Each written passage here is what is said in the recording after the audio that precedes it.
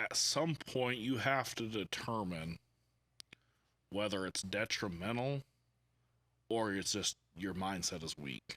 That's how I feel. Yeah, so it's that's happening as you warm up.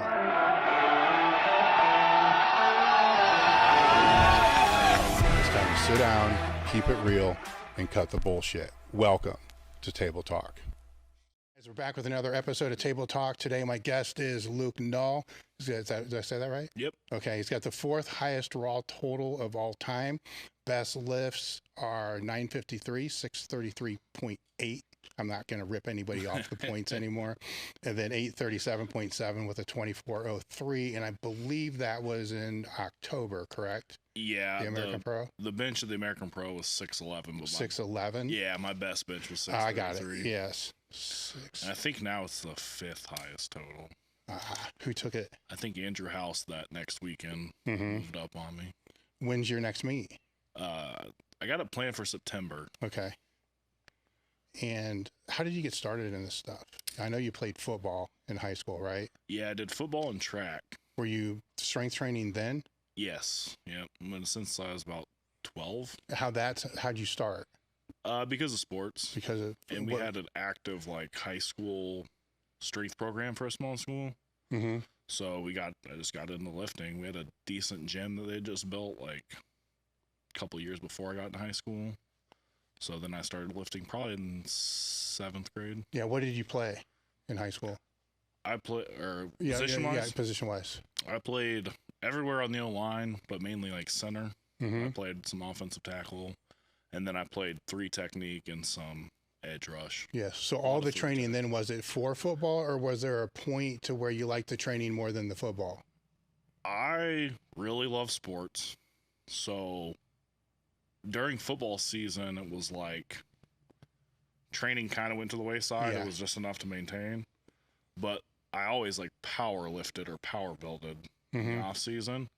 But it was like 2 separate kind of trainings, because then track, I actually introduced a higher, more athletic Olympic lifting style.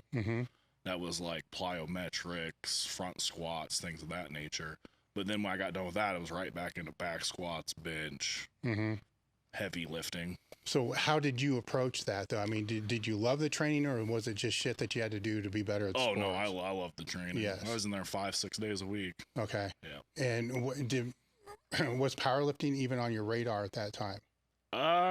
Not really. I didn't even know much about powerlifting. Being from Illinois, I knew like Dan Bell kind of from like when I was coming up in high school. It would have been like 10, 11, 12, 13, 14.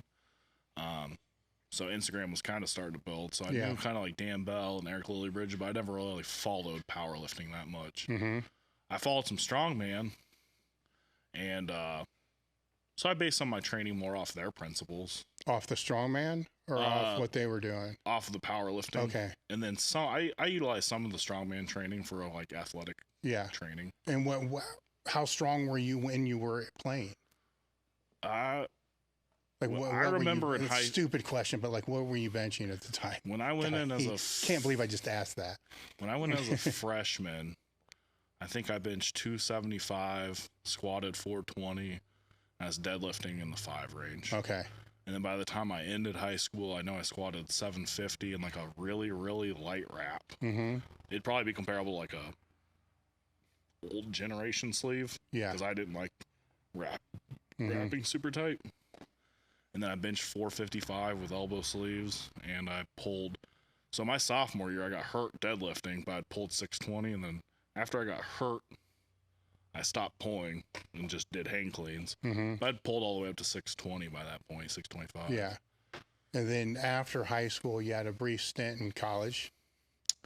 Of sports? Did you play in college at all? Or no, was it just... Well, I could have went and played a couple places for football, but I ended up going to ISU, Illinois State, and I didn't walk on or anything because I was studying biochemistry, so I was taking a ton of hours. It's like I couldn't keep up with that, but I continued to train really hard, and then eventually I dropped out of college. Yeah. You dropped out of college to be a corrections officer. Yeah. Yep. Right. So from biochem to corrections officer. Yep. With the biochem, what were you thinking you were going to do? Pharmacy. Okay. Hey guys, real quick, we realized that something ridiculous, like 80% of the people that watch the podcast don't subscribe. So subscribe to the channel and make sure to check out the description for more details on the guest, links to their pages, and give us a few days, but the show notes will be there. Or not the show notes, the timestamps. Hey, we're just rolling with this thing right now.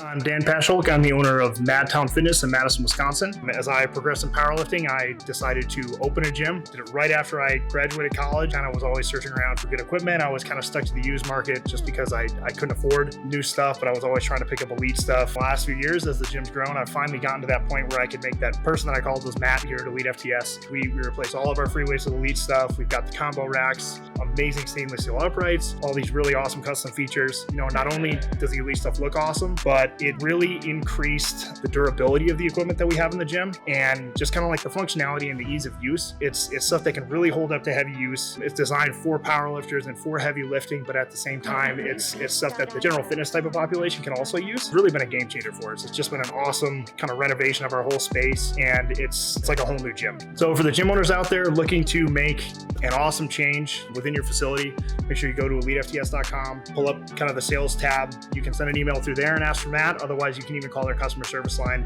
and make sure they connect you to him. Matt will make sure that you get completely taken care of.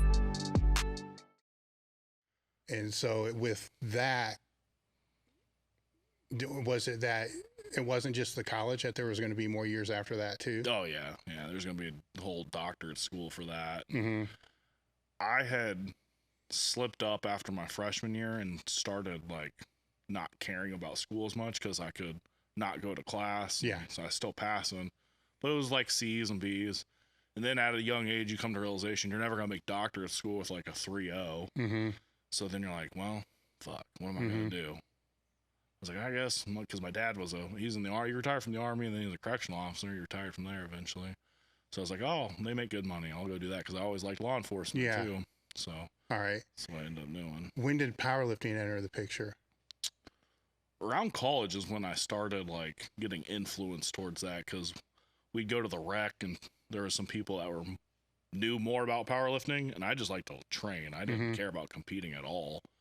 And you're really fucking strong, you should go compete. And I was like, I don't really care that much. And I was like, if I ever did, I'd want to step on and total world records. I don't want to fucking step on and be the 50th best person. So eventually it came around to where I was kicked out of the rec because they had stupid rules, like you couldn't wear cutoffs or grunting, screaming stuff. So then I went to Gold's, and there was a bunch of powerlifters there. And then eventually my buddy, who was a trainer at Gold's, opened his own gym, Gonzo's Barbell in Bloomington. So I was like, oh, you know what? I'll go try that. And he had this really small gym, and I was like, oh, this isn't what I'm used to. But then he got me into powerlifting, and so how did the first meet come to be? Because if you had the mindset that you weren't strong enough to do it, I mean, not that you weren't strong enough, you didn't want to do it unless you were going to go in there and just crush everybody. I assume you didn't do that from the start. No, I was putting up really big numbers when I was 22, going on 23. And I legitimately thought I could step on and total 24 plus. And that first meet I did when I was 23,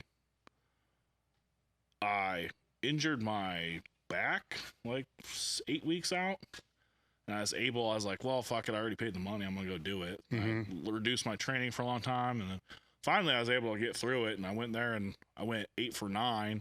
I still totaled 2281. I was like, oh, maybe I do and then at that time, I think it was the highest total for a junior. Yeah. And then I was like, well, I can come back and total 24. And then it took me 4 more years. But, yeah. So how was your training leading into that first one? Reckless. A lot of heavy singles, a lot of heavy doubles, singles, triples, what I felt like doing, whatever I felt like fucking doing. And then I'd go down and do some bodybuilding, some volume, and then I'd do some accessories, and I'd leave the gym. So there's no peaking for this thing at all. I had The first one. I had like an idea of like linear progression. Mm-hmm. So I would like kind of like build up, but I was mainly like go in, let's hit a top triple. And the next week, let's go and hit a top double. Next week, let's go out top single. Okay, I feel beat up. I'm gonna go in and do something else this next week, and then I'm gonna go right back into it. Mm-hmm. So that's how I ended up doing it. All right, so that was the first meet. So I assume the second meet you probably trained the same way for it. Yep. All right, and then how did that one go? Same total, 2281 in sleeves. Okay, so there was actually that first meet I did was a local meet, and I won in wraps, and that was USPA. Then they invited me to the tribute, and so then I like started to train probably a little smarter to some degree, but I ended up getting hurt. I tore my quad doing like a triple at like 780 or something. And then I was like, well, fuck it. I'm going to go. I already paid for it. Mm-hmm. And I basically did a bench only meet. And I broke their world record of their super heavy bench was like 595. So I hit 606 and then just took token deadlifts on the rest. Did that, and then took some time off, a little bit of time, got invited to the showdown, and that's where I went super heavies with sleeves and totaled 2281. And I went 4 for 9. And that one was actually a really good prep, but I wasn't prepping for that meet. What do you mean? Oh, you're prepping for a different meet. I was prepping for a meet like a month and a half later. That was the Surge, the pro up there in October. So I was training for that one. I was training for it in wraps. And the girl I was with at the time was doing the showdown. And like I had made some Instagram post during this training session. Like it was like maybe a week prior to the showdown. And it was something along the lines of like, I'm coming for all of it. The records, all this shit. And I was like young, like 25 or 24, whatever. And for whatever reason, I think Dan Bell took some sort of, chip on his shoulder for it. And he like called me out on it. And I was like, fuck it. I'll do the fucking showdown and I'll come and try to beat you. Yeah. And so that's why I jumped in that one 2 days before I wasn't even close to peak. The week before I hit 585 on bench for a set of 5. I squatted like 765 for a triple tempoed. Like yeah, so Monday. You're still like a month out. Yeah. Yeah. I did it for like a 765 for a triple tempoed the like Monday before that Saturday. And I pulled heavy like that Wednesday or whatever. And I was like, oh, well, I'll just come and do it. Whatever. They waived my fee or whatever. And I was like, yeah, I'll come. I ended up taking 5th, but. Yeah. Did you end up doing the Surge meet too? No. I pulled out of that one because I was beat up from fucking jumping into a meet. All right. When did you start to put more intention into how you were training? The next year's showdown, I started getting coached by Garrett Fear. And then I started just because I didn't want to think about my training anymore. Like I feel like sometimes you have so much knowledge about so many aspects of training that you'll bog yourself down trying to figure out what to do. Do I do this conjugate style? Do I do a linear base? So I was like, fuck it. I just want somebody to do this shit for me and I'll just follow the program. And I dialed it in pretty well and went down to 308. And I had the same thing happen to me though. I think it was just a accident. It wasn't nothing crazy. I tore my quad like 6 weeks out. I used some BPC 157, was able to get it healed up. And I ended up totaling 2281 in sleeves at 308, so it was a good PR. And then I went in there and I went like 6 for 9. It was a decent day, but that's when I started taking training probably. When I took the load off the programming for myself and thinking about it, I was able to focus more on the technical lifting side of it. But even then, I was still not the smartest. How so? I was relying on other things and just being hardcore, without using a better word, compared to like this meet prep where I did 2403. I was just dialed in. Every set I was like, how can I get better? Like the intent of training, I thought I was at a high intent of training, but really I was just at a high intensity training, like a high mental intensity. But I had to back down the mental intensity to be able to actually focus on what I needed to fix and do right. And that took me to 2403. Mm-hmm. And what were some of those things, say with the squat, for instance, that you had to back down to focus on trying to fix? A lot of times I would just get so mentally hyped that it was just like, let's fucking hit this weight. Like I know how to squat. But then in this last prep, it was like, okay, I hit this weight, and then I look at the video on a warm up and be like, I need to drive back in the bar faster out of the hole. So then I'd come up to the next weight and I'd do that. I'd look at it and be like, okay, my foot pressure wasn't, I could feel it. The foot pressure wasn't as good as it could be in this sense.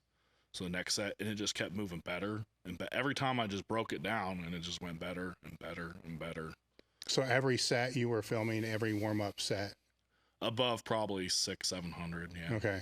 And then what are the things that you were looking at? You said the foot pressure, so you're feeling things, but then when you look at the video, what are you looking for?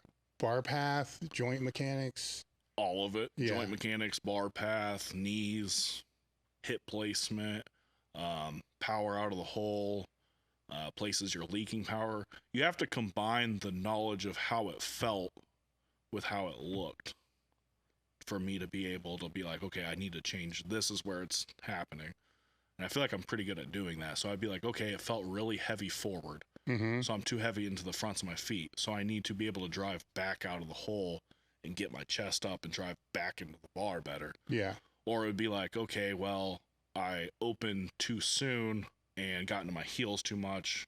So then I stagnated towards the middle, but I was just strong enough to power through. Mm-hmm. Things like that. And what are some examples on the bench when you film that? Bench? Yeah. A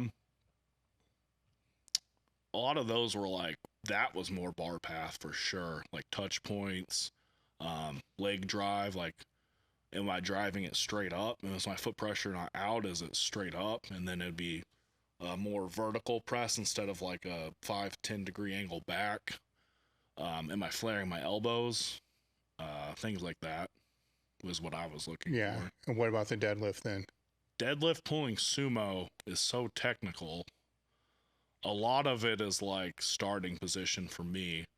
So like, I wouldn't say I have the best leverages for sumo, but I make it work because it's more efficient in my training than conventional, because the conventional takes so much out.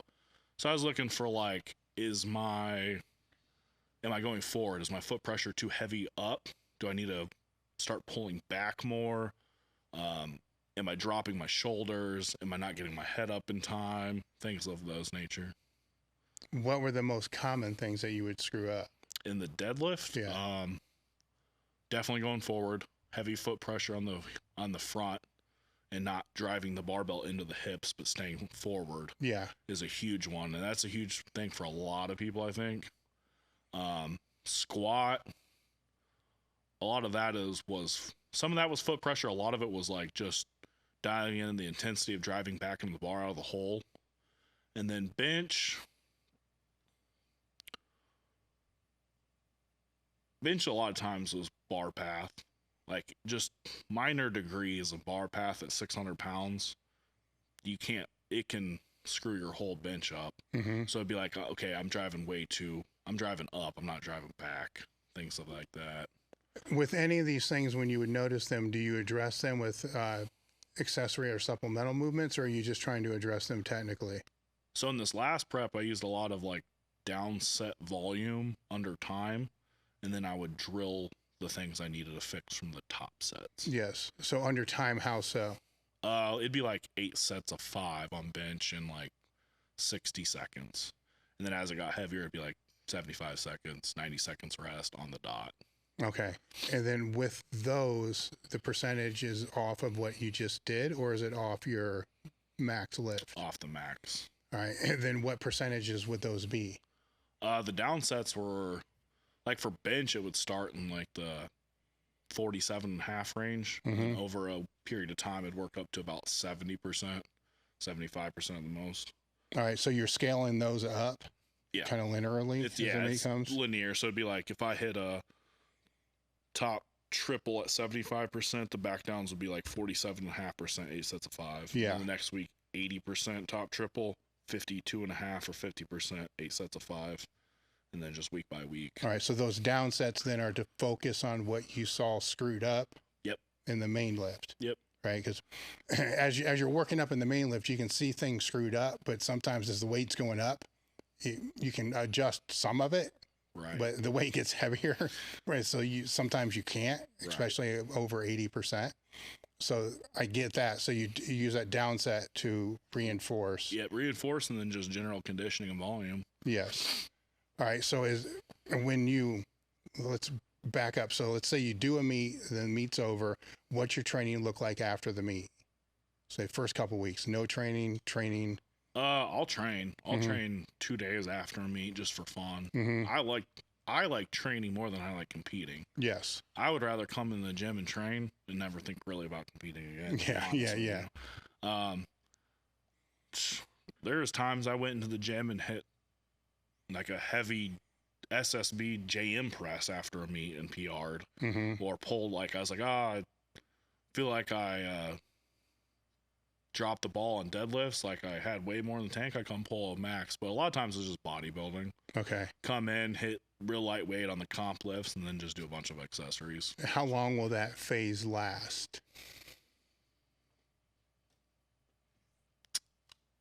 Until I'm ready to start lifting heavy again. So usually a couple weeks at least, sometimes four weeks. All right. So, and when you say the bodybuilding movements, what is the intent like when you do those? Are you just throwing the weight around, or are you trying to control the tempo and train more like a bodybuilder? All my accessories, even when I'm in a prep, I control more like a bodybuilder. Force blood in, get the pump, get the recovery out of it.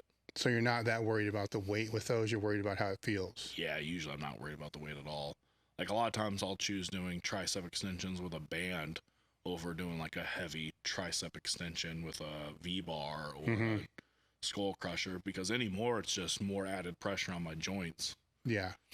So that phase after the meet, as you're doing that, and I get that it's hard to know how long that's going to last because it's going to be determined upon when the next meet is. A lot of it's mentality. Yeah. Yes. If I don't have the mentality to come in and start the next program or whatever, I'm not going to force myself to do it, because if I'm not happy, training is not going to go well for me. That's what I've learned in the past. Yeah.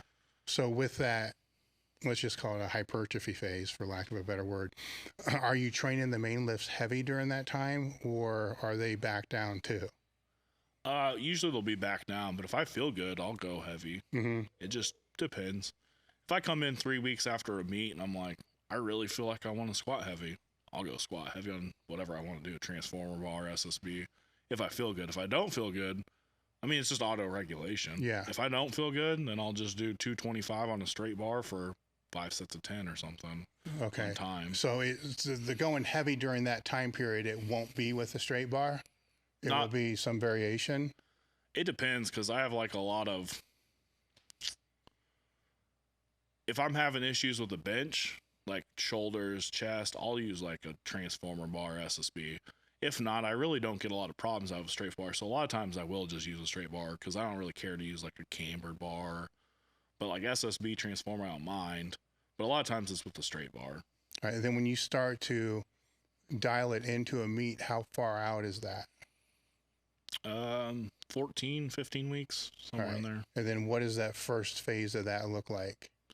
That's when I start getting the top doubles on the deads and squats, starting at a lower weight to start to acclimate the CNS, and then volume, a lot of volume on the downsets. So when you say lower weight, approximately what percent range?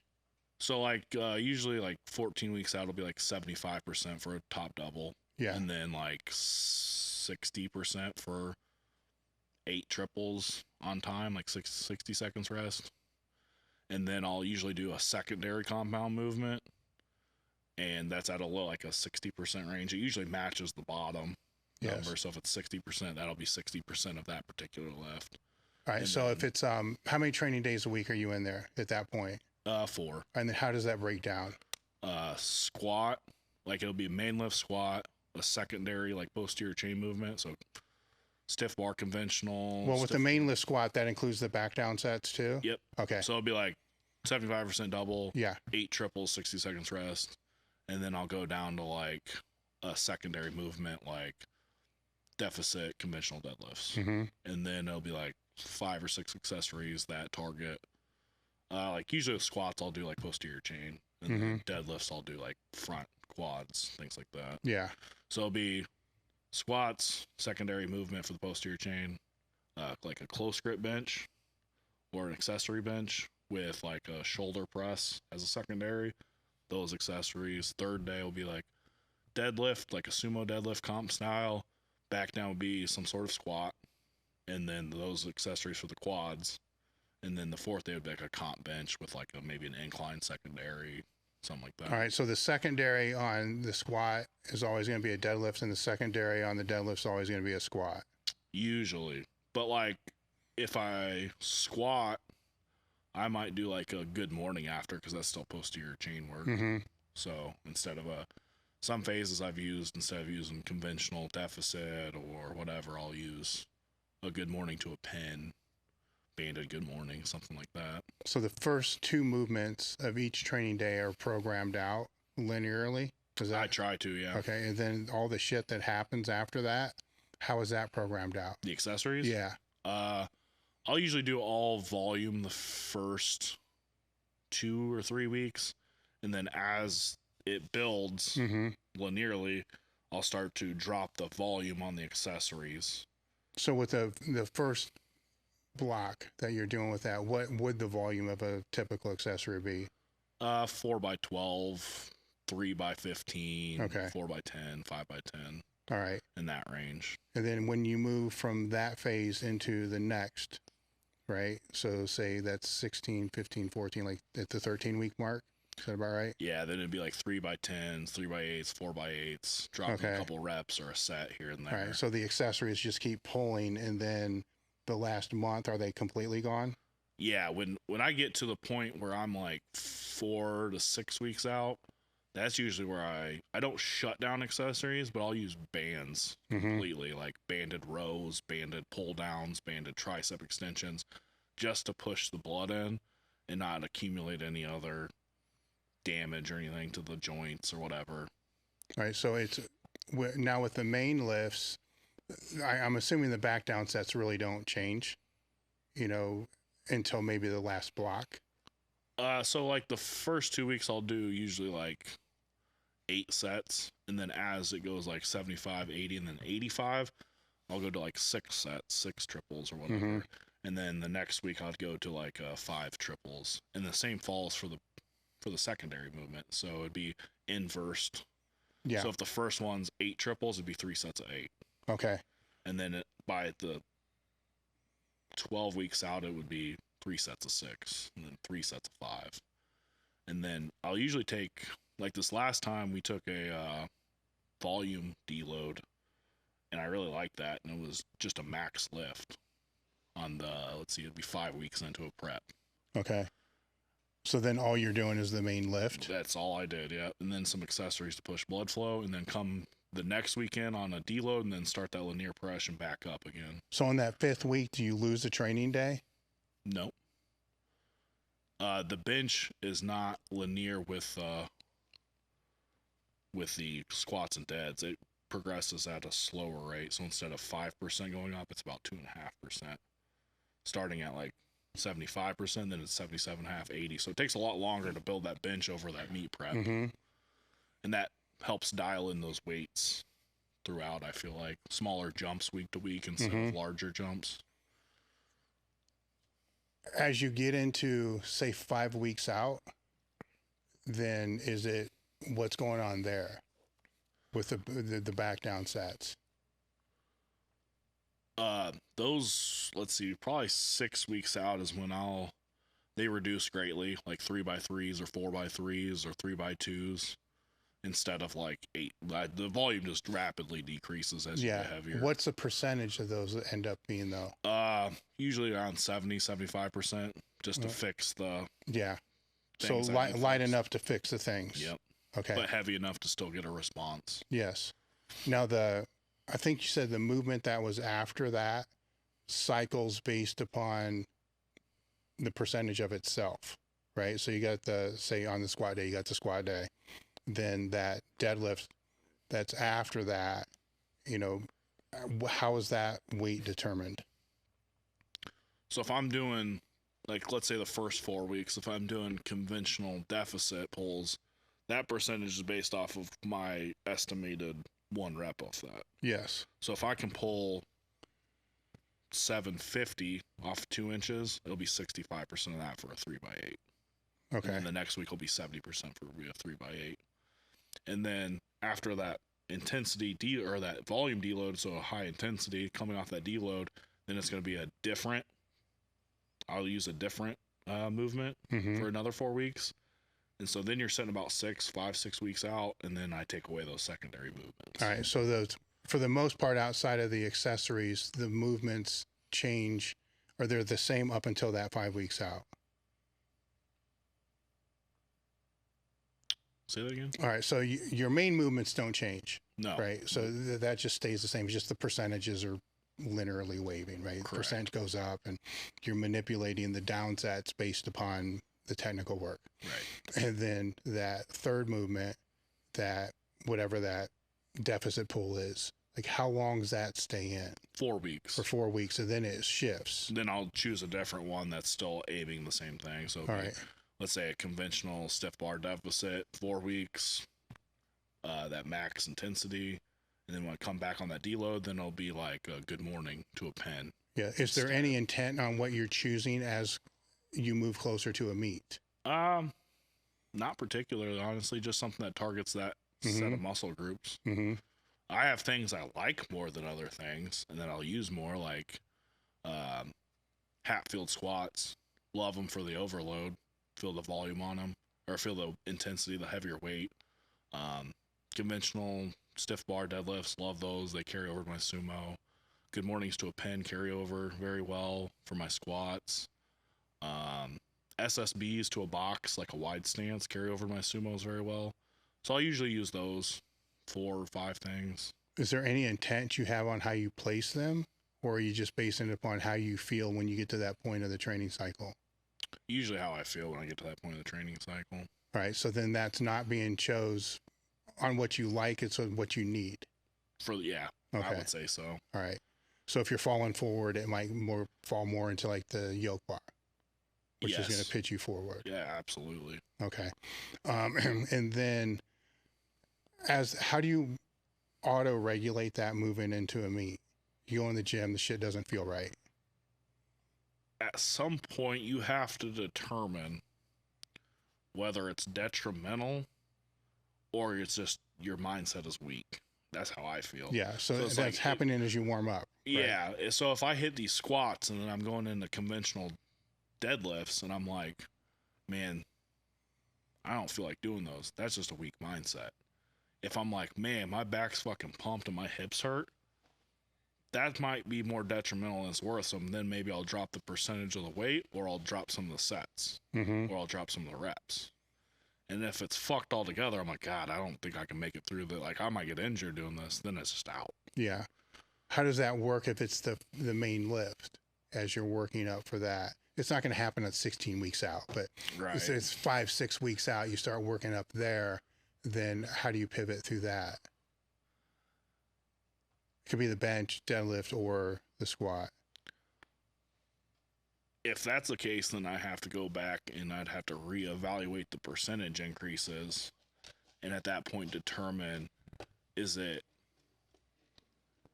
I can't do it, or is it I don't want to do it? If I can't do it, I'm going to have to pivot to like a different exercise that I can train around whatever is fucked up. Mm-hmm. If it's the mindset, then I just got to keep pushing through it. Like there's been times like in that prep where I hit 850 and I was like, that did not feel super great. I'm like, it moved, but it didn't feel great. And then everybody around me was like, I don't know what the fuck you're talking about. So I'd look at a video and I'd be like, yeah, it didn't feel great, but they're not wrong. It moved. So I got to keep moving forward. I got to take this again, or I got to, you know, whatever it is for the plan. If it's 2 singles at 850 and the first one I don't feel great on, but it looks like it's like, I'm like, okay, that's RP 8 or 9. Yeah, I have to push that second single. If it doesn't move well and I don't feel well, then I'm probably not going to do it. The second single. Yeah. Are you going to adjust the next week or wait until you warm it up for that to make that? I'll probably wait till I warm up, because the hope is that I recover by not taking the second single. Yeah. What are some other examples of prepping for that last meet, like what you were talking about there?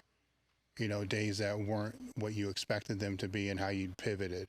I had, and this is what people, I don't know if they understand, it takes a lot of good things to happen to total 2403 raw. So it was like, there weren't many training days where I threw shit to the side. I put in a lot of that work, whether I wanted to or not, and it went well.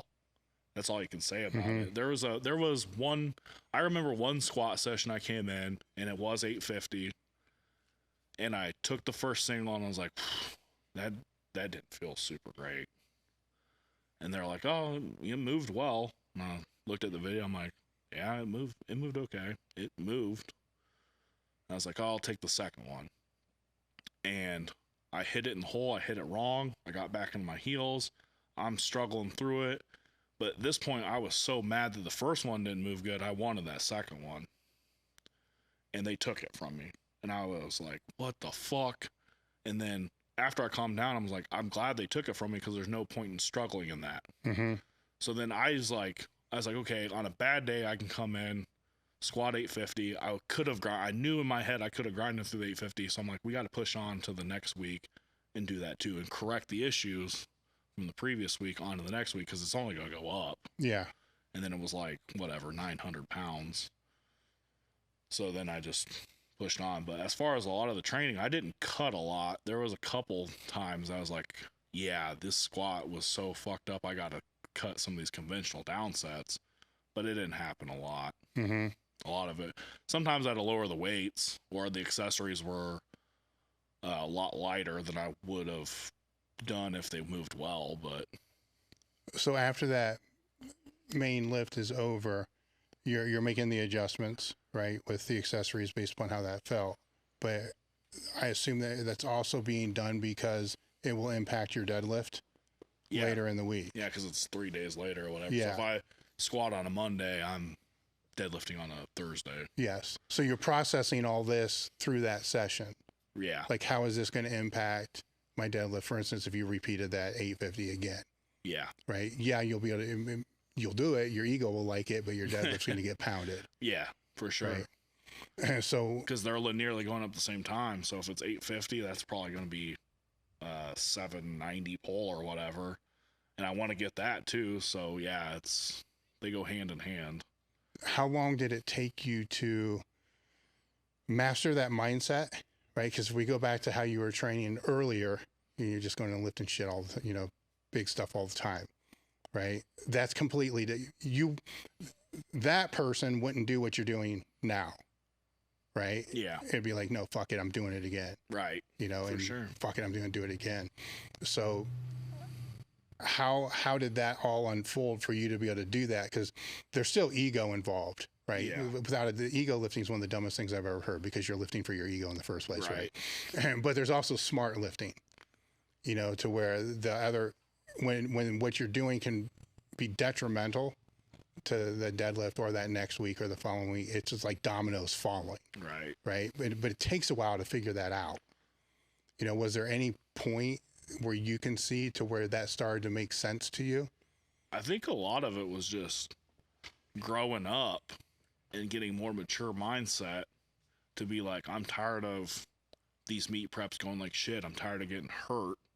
So I need to take a different approach and stop relying on being so hyped up and being over the top. And I need to just get better and be smarter. And then I just applied it. because you're already dead. I mean, at this point, you're already dedicated. You've been lifting 14 years, and you're like, I just need to do the things right at this point. Like, I just need to be smarter. So you're already dedicated to going. You're already doing the gym. You're already doing the meals. What's one more thing to be dedicated on? Like, hey, let's not be a fucking idiot. Let's stop taking the squat and come back the next week and fix it, and then we'll move better. And then once you see the progress week to week, and you're like, oh, these decisions are actually impacting, and oh, I feel better. Then you're like, oh, it makes sense. So I'm just going to keep doing that. When did, because you mentioned nutrition and the recovery and all that, when did that start to come into the process?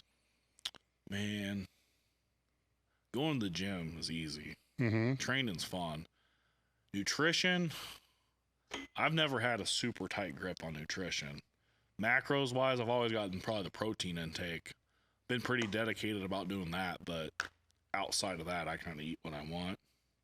Recovery, after you get, injured a couple times, recovery, you got to start taking more serious. Otherwise, you're going to be beat up from week to week to week to week until you fix those core issues that you have. Yeah. So I probably started taking that serious maybe in the last, more serious, because I always feel like I took it serious, but there's always a next level. Like, there's always something you can do that's more if you want to be elite. Probably in the last year and a half or two, I probably started doing more body work or rolling out or changing my warm-up styles to suit the needs that I have. So let's go down this rabbit hole. So how did the warm-up styles change? Honestly, when I was younger, I would just go in and start lifting. Like, go in there, maybe stretch, and just throw on 135, start benching or whatever. And then eventually become, okay, I'm going to do a few small accessories, and then I'm going to start lifting. Now it's like, okay, if I don't feel good, maybe I'll roll out, and then I'm going to do a full body comprehensive warm up. Which looks like what? I'll usually do like a couple sets of glute kickbacks, a couple sets of like hip outs, hip ins, some like static hamstring curls, adductor abductor rotations, shoulder complex, so lateral, Y's, T's, U's, some tricep warm-up work, some bicep warm-up work, maybe a little bit of lat pull-downs or something to get that moving. How long would all that take? Honestly, it doesn't take too long, maybe 20 minutes at the most. All right, and then what is it the same for the bench days? Yeah, I use the same like comprehensive workout because I've learned if I keep doing these things, then I stop having pain. Like, I used to have a lot of lower back pain, and the more I started focusing on, I got to engage my glutes, and that helps reduce my back pain. And when I do these hip outs and hip ins, they reduce my back pain. Well, I might as well just do them every training session. And that helped out a lot. All right, so then with other recovery modalities, how are they implemented? Like, I'll roll out or roll on a baseball or do soft tissue work like that when I feel like I need to. I'll schedule a massage when I feel like I need to, which maybe be once a year. I wish I could do it every month, but just time, laziness, whatever it may be. Epsom salt baths I'll take from time to time. A lot of just soft tissue work, stretching, static stretching. I won't static stretch before I lift, but after, at home on my own time. What about the in-between training sessions recovery work? Do you do any of that? Sometimes I'll go in and do, or sometimes at home, I'll even just stretch or do some soft tissue work on the days I don't have anything to do. I've even sometimes went in and just walked a mile just to get out of the house and do it, to move around, because I have less pain when I move around than just sitting around. If I just sit around, I always find myself in more pain than if I'm actually going and doing something. How much are you moving around at work? I mean, are you on the floor? You can almost do as much moving around or as little as you want in the profession. Yeah. You can be a go-getter and you can go check all the cells. You can go do all the stuff, or you can do it at the minimum every 30-minute walks and sit at your desk and sign people out and not get up. I'll usually move around, walk across, whatever, because I mean, like right now I just promoted to a sergeant, so I'll go around, check on everybody, move around. I don't like to sit for extended periods of time. But I mean, everybody has those days where like, I just want to sit at this desk and I'll just do the paperwork and not do anything and eat my meals. And What shift do you work? right now I'm on days. I've been on days for quite a while, so like 7 to 3. All right. So then what do you do between that and actual training? Do you go straight from there to the gym, or do you put a buffer in there? Because if you're sitting all day, you know, then obviously your warm-ups are going to be completely different. Right. No, I'll usually go from work, go home, change. I might take like a 20-minute power nap sometimes, get a little bit of food, or I'll just get a little bit of food and then go straight to the gym around 4 or 4:30 and start my warm-ups, get moving, start my workouts. With I don't want to get you in trouble at work, so it's like, if it were me, right? So if it was Meat's not around, I'd probably be trying to get more steps in, you know, just for the recovery cardiovascular benefit. But then as the Meat got closer, I'd probably find a way to just to sit there and do not a damn thing, you know, is the whole time, you know, to be able to not be on my feet. So, I mean, the bare minimum that you have to do, I'll back this up. At the prison I was at before was a maximum, so there was a lot more to the bare minimum. Being in a minimum, I mean, they have a lot more freedom, so you don't have to quite do as much. So the bare minimum, you don't have to. It is not a labor-intensive job, I would say. Like, which helps your training better? You know, moving around more or moving around less? I've always noticed if I move around more, my training goes better. Like, there was days where I'd walk, I don't know, 10 plus miles and go upstairs and stuff and then be like, oh, I'm tired. But then I find myself at the gym and I'm like, I've never pulled 770 that fast. And it's like you're already warmed up, like your hips are looser or whatever it may be. So when I've moved around, I felt like I was always better in the gym. Yeah. Now, how many different gyms have you trained in since you've started? Because you started in college in a rec center, so we're not going to count that. So, I mean, once things started to get somewhat serious, how many different gyms have you moved around through? So I was at Gold's for a little bit, and then I went to Gonzo's. I was at Gonzo's for, probably the better part of 3 years. And he slowly, like, you know, he started off small gym, got a little bit bigger, and now he's in a real good place, got a decent sized gym. And then after I left Bloomington and transferred to East Moline, then I trained at Quad City Strongman for probably the last 3-4 years. And do you have the same crew that you've been training with, or do you train alone? I've had people in and out. I found myself for a long time training alone.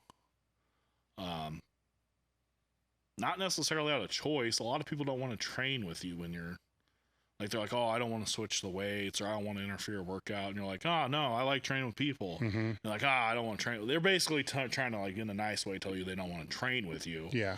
And so I found myself training alone for a long time. But like Quad City, I found a good group of people who powerlift, who don't care about switching the weights from 200 to 400 to 600 to 800 to 900, and they'll spot you. But as far as like training with a person, like right now I train with Lake and Flugel. And so for probably the last 6 months or so. But there's always been a solid group of people in that gym who have helped, for sure. You can't get to this spot without people, because you need spotters and people offering a load, and it helps tremendously. So I've had a good crew of people around me for probably the whole time I've been at Quad City Strongman. But like they weren't necessarily directly training with me. Like we all come in a squad. I might have been squatting, they might be doing their bench crew stuff, but they had no issue coming over from their bench crew and helping me when I needed to hit my sets. Do they have a lifter's eye where they can see things that you might be screwing up that you don't see? I have definitely had people who have pointed things out, and a lot of times I will take it into consideration. You can't take advice from everybody. Yeah. But if it's something that I'm like, okay, that makes sense because that's how I feel too, and it matches up with like the video, Yeah. then yeah, there's people in there that definitely helped. And like, I think you just got forward on that and you need to adjust here. And I'll look at it and be like, yeah, that is definitely the issue.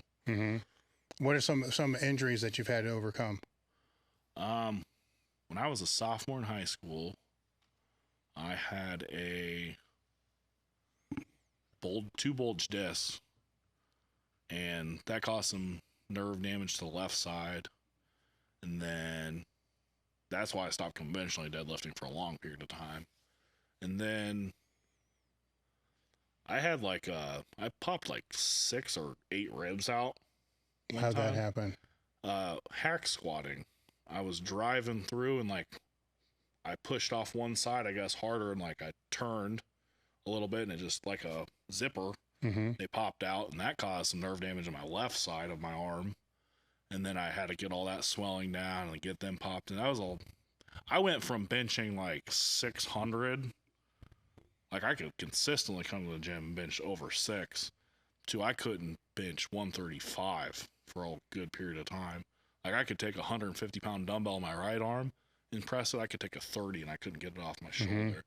And it took a long time to recover from that. I'd say at least 6-7 months. So how did you do that? Recover? Yeah. I mean, how did you change your train? I mean, that day it pops out. So what do you do the rest of that day? I finished the workout. The next day I woke up, I was fucked up. I was like, God, this hurts.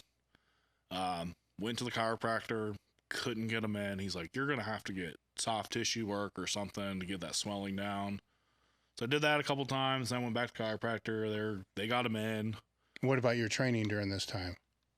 I had to just train around it, train what I could, I had to reduce intensity. I could still do like lower body or deadlift, but I couldn't really do a lot of pressing movements. It was like, and then like, I wasn't getting quite as good of a contraction on my left side. So like my bicep, tricep, left lat.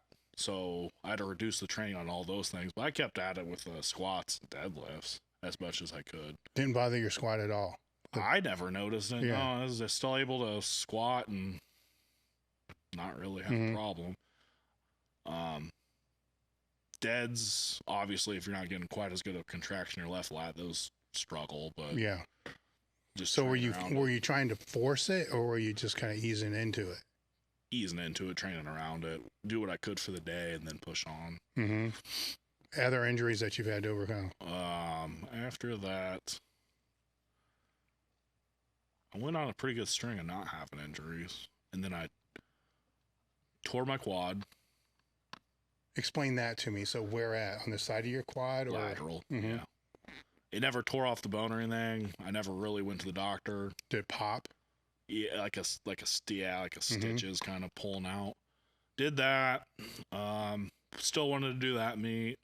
I let it heal up for like 2 weeks. I was like, oh, it actually feels decent. Came back in, wrapped up, did like 7. Well, in those 2 weeks, how did you train around it? I just didn't squat or pull. I just did the accessory movements, light quad extensions, hamstring curls, did all the bench work. 2 weeks later, I'm like, oh, I'm feeling great. I'm like, this shit's gone. Fucking wrap up for like a 727 squat. Everything went great to that point. And then tear it again. Re-tore the same area. And then... So then what did you do after that? The same thing? Then it was worse. So then I backed all the way down, and then I implemented like using, because then you're scared. You're scared to fucking squat because that hurt. So then I was like, okay, I got to build my squat up, but I got to do it smart. So I started doing like box squats, like a high box. And I'd do like what I could tolerate. And then the next week I'd move up. And the next week I'd move up. And then I'd lower the box. And then lower the weight back down. What was the starting weight with that? 135. Now, are you controlling the tempo while you're doing that as well? Trying your best to feel the contraction to make sure it's not going to get hurt again. And then just week by week, increasing the intensity, lower the box, decrease the intensity back down, and just all the way till I was able to free squat again. And that's, I mean, it was still a mind fuck. Like, I think it took me 4 or 5 months to get back up to where I was free squatting 800. And that was like a huge overcoming it. And then after that, after I squatted 800, I was like, I'm invincible again. And, and then I tore my quad again, like the same area, like I don't know what that would have been, a year and a half later. And then since then I've been good. So as you're coming back with that, before you feel invincible, are you controlling the tempo without you really, even as the weights are getting heavier, are you still descending slower? Oh yeah. That, I think mentally you're always going to, like, if you tear your pec and you come back from a pec tear, you're not just going to drop it off and try to pop it off as hard as you can. Because you're like, I'm going to tear that shit again. So you're like, oh. And then once it's like, okay, that's fine. And you start pressing through, like, okay, that's good. And then eventually over a time period, it goes away. And you go back to doing your normal style of lifting. But definitely slowed me down. And with that, you were using the BP 157? During the quad tear? Yeah. Yep. And how much do you think that helped? Quite a bit. A lot.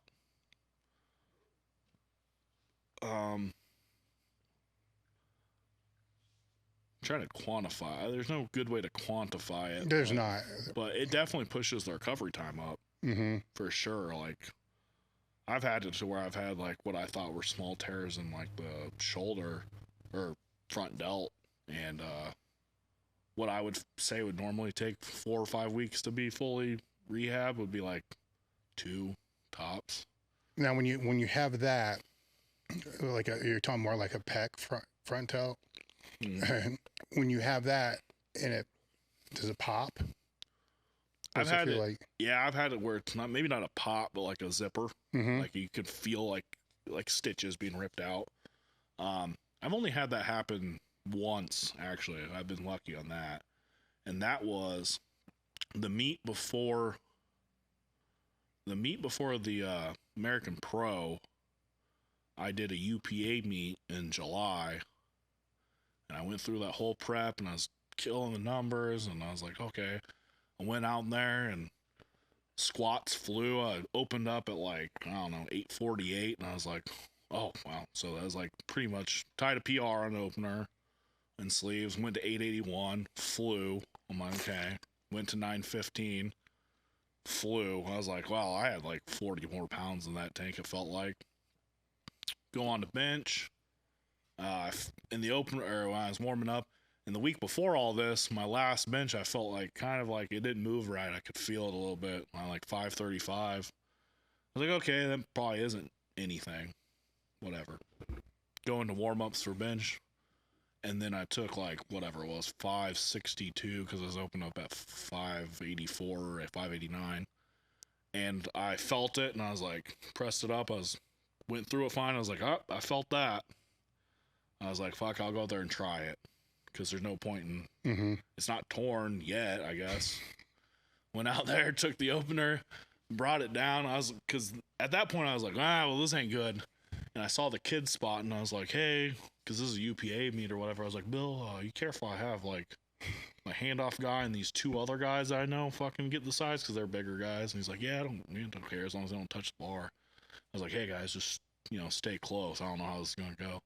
Bring it down to the chest. I get it there, and like, I literally get all the way down, and I feel it, and I'm like, take it. And didn't even try to press it. I'm so glad I'm not like I was 2 or 3 years ago, because I would have tried to press it 2 or 3 years ago, and I would have blew it off. Yeah. I know for a fact I would have. And it was like two rips, I felt, and then I was like, well, fuck. Because then there goes that 915 squat in full power. Because I was going to try total around 24 at that meet. And then I started training after I took a little bit of time off, and I was like, okay, I'll come back and do the November meet of the UPA. And so then I came back from that, and I started using the same idea of methodology that I would for like the squats. Instead of taking a full bench press, I started with a 3 board presses, and then I'd work my way down. So it'd be a moderate 3 board and just the bar to the chest, and then a heavier 3 board, a moderate 2 board, and then the bar to the chest. And just week by week build it back up to where I was finally like, okay, like it's tight, but it's not torn. I can still bench. everything's gonna be all right. Mm-hmm. And then started that meet prep, and then ended up getting to the American Pro. And No apprehension after that? I was apprehensive for sure, because I lowered the number that I was programming. I was like, I'll be lucky if I hit 600 in this time period, because I was just being, there's no reason to be ultra aggressive, so you might as well be conservative. I was like, let's say a good day is going to be 600. So I started programming off 600, and then like week by week until I was like probably, I don't know, 6-7 weeks out, I was like, oh, I'm a lot stronger than what I thought I was. Bumped that number back up to 633 or 640 or whatever. And then it went fine from there out. The only adjustment I had to make on that was I used to bench thumbs from the knurling, but I was having zero issues benching close grip, and I've always close gripped right off the knurling, like right at my pointer finger on the knurling. I was like, well, maybe I just need to move my grip in to make this adjustment. So then I just cut my grip from thumbs from the knurling to halfway between my comp. Mm-hmm. And then that reduced the amount of pain, because then it's not as wide. It's not putting that pressure on that outer pec or front delt. And did you move it back out later? nope, haven't moved it out yet. No need, right? If it works, it works. Any other, outside of that quad, any other squat injuries you've had to work around? No. I obviously, once you bulge a disc, doesn't usually recede back in super well. I mean, you can do the PT. I did the PT and it stabilized, but that still causes me, I'm for sure that's what causes me the lower back pain and stuff, or the rotation of my left hip. But it's just managing that. And how do you go about that? If I really feel it, I'll do chiropractic work for sure to re-rotate my hip and do decompression on my back. But there's exercises that, like glute kickbacks, GHRs, all that stuff help to manage all that for me. So with these injuries, would you say that you're proactive or reactive? In other words, you're going to wait until it becomes vulnerable, then you're going to do the things, or you're going to put them in beforehand? I was definitely reactive for a long time. Now I'm trying to be more proactive to prevent injuries, which comes from doing the recovery work and the right warm-ups and things like that. But for a long period of time, it's definitely reactive. Like, I'm not going to change the fucking way I do shit until it happens, and I have to. Yeah. Because it's working. I'm getting the results, and then you're not, and then you have to change what you do. Yeah. But now I'd say I've definitely tried to be more proactive to prevent any serious. I've been lucky. I don't consider any of those real serious injuries. I've always came back pretty quick. So I'm trying to just avoid that. And I know I'm going to have to do more proactive work to avoid serious injury. Well, that can be tricky sometimes too, because you're trying to be proactive against every injury. You're never going to train, because there's a fuck ton of injuries that can happen. That's what I was going to say too. I'm like, as much as you want to be proactive, it's always reaction. Like, you don't know if, like, it happens all the time. You don't know if you're going to come in and 225 is like 33% for me on bench. I've seen people bench 225 and blow their pec off. You don't know if that's going to be you. So as much as you want to be proactive, you can do all the right things every single day, and something can still happen to you. But I mean, it's always better to take the proactive measures to try to avoid it, but it's almost inevitable. Yeah. Well, being proactive on the things that you have a history with makes sense. Right. Being proactive on the things you don't have a history with, I'm kind of like, why? Yeah. Because there's not enough time, for all that. I don't think you'd ever get any training done. No, if you wanted to be proactive on everything, you'd be warming up for 2 hours. Yeah. Well, I think some of the way that you're approaching your accessory work, the full range of motion, and not trying to break PRs on fucking dumbbell rows and stupid shit like that, helps. Right? Oh, yeah. I try to explain that to people I've trained in the past, or people that train with me or ask me for advice. I'm like, you can effectively do a bicep curl with 20 pounds. You don't have to go sling 60s to get bigger arms or get a pump in them. You can just control it, focus on the intent of the exercise, and you'll get the same pump. Yes. To me, like, you don't need to press heavy weight all the time. There's a time and a place for it. There's time and place for overwork, but like, you don't need to do that every time. Well, I think it's a good point to expand on a little bit, because your arms are what, 50 fucking inches, right? You can probably curl 80-pound dumbbells if you wanted to, or 100-pound dumbbell, whatever. But if you do that, then now that becomes more recovery stimulus. Another stimulus you have to recover from. Or you can use the 40s, and slow the tempo down, get a, full range of motion, probably get a better pump, and have less recovery demand. Right. And then who wants to recover from the curls? Right. And then at what point are you training curl? Like, at what point does that training intent, you're focusing the heavy lifting on the curls, now that, like, you don't compete curls. Mm-hmm. So at what point is that becoming the training intent? Like, now you're definitely going to take away from your bench. Yes. Or your deadlift, because you're not going to recover in time from them. So why would you, like, train something super and the heavy effort's still, I mean, I don't want people to misunderstand what we're saying here. The effort's still hard. Oh, like, yeah. The 40s, you're still working hard. It's just different work, because as you said, it's not going to have that correspondence to your main lift, outside of maybe keeping your arm available to be able to actually pull.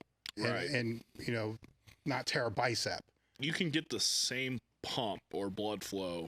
I'm not going to say the same work. Yes. But the same pump, blood flow, and strain without a dumbbell at all. You can just curl your arm and you'll naturally tempo it and flex harder and harder and harder, like posing. Mm-hmm. You can do that with a 20. You don't have to throw a 60. Like, they're just heavier weight is just going to cause more tears in the bicep. Yes. So it's blood flow. Yeah. Is what you're looking for. 100%. You know, because that'll cause growth. Yes. You're just stimulating the muscle. You're not trying to kill the muscle. Yes. And those are the items that fall lower in the workout, basically towards the end of the workout. Where those higher end, this is where people screw up. I think they train with too much. I'm trying to pick my word. They train like an idiot, like too heavy on that crap, and then not heavy enough on the front end stuff. Oh, absolutely. You can get caught up in, if you work harder, you're going to get better. But that's not always true, because you'll just run your body down. Like, yes. Working harder isn't always working harder. Well, I wonder with that, though, because, I mean, the stronger you get, those first few movements, if you're training them with intent, and as you should, there's not a lot of gas left in the tank. Right. And if there is, then did you actually train harder? You get what I'm saying? Right. Like people would think, because I don't think so. Right. Because on some days you may get the first couple movements done and you're wrecked. Yeah. Then it's like, well, fuck, do you even do the accessory? I mean, you got to process that. Like, what's the value of doing curls and pull downs at this point? Now if you did them super heavy, there's no value. Right. Well, it's like, you have to break everything down to what your training intent is. Like, you get the question all the time, like, how do you bench more? And they're looking for accessories to do it.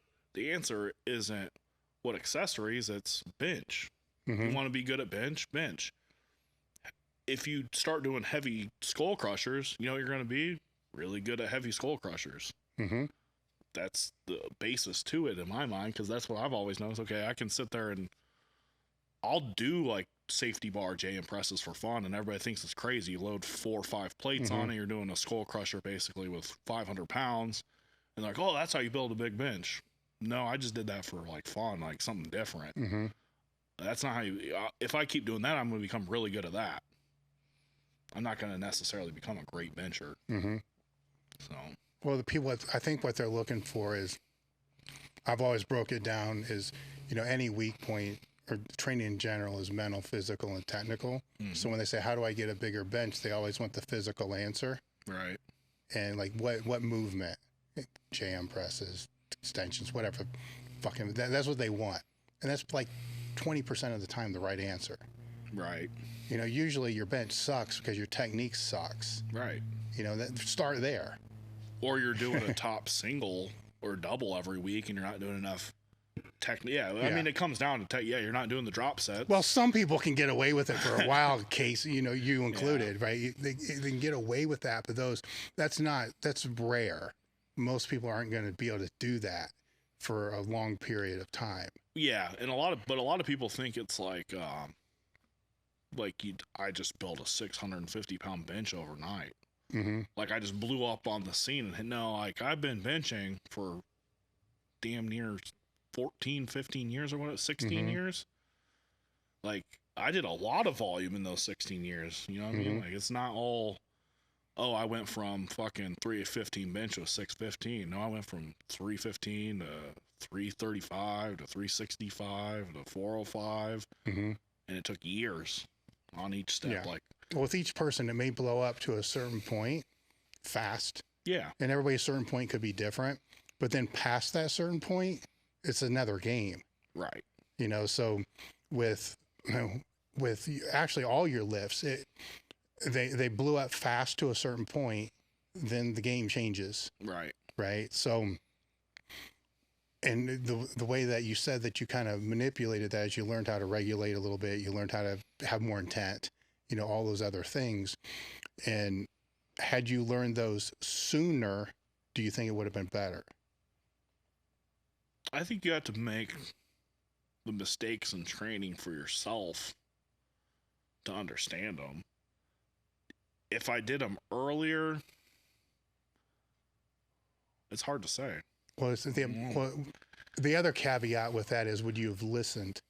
Absolutely not. Yeah, so that's what I coach a 19-year-old kid, and like there was a week in his prep where I was like, if you pick this, because he like said he hurt his neck or something and he wanted to take the programmed weight. I'm like, if you pick this weight and it doesn't feel good, re-rack it. There's no point in taking it.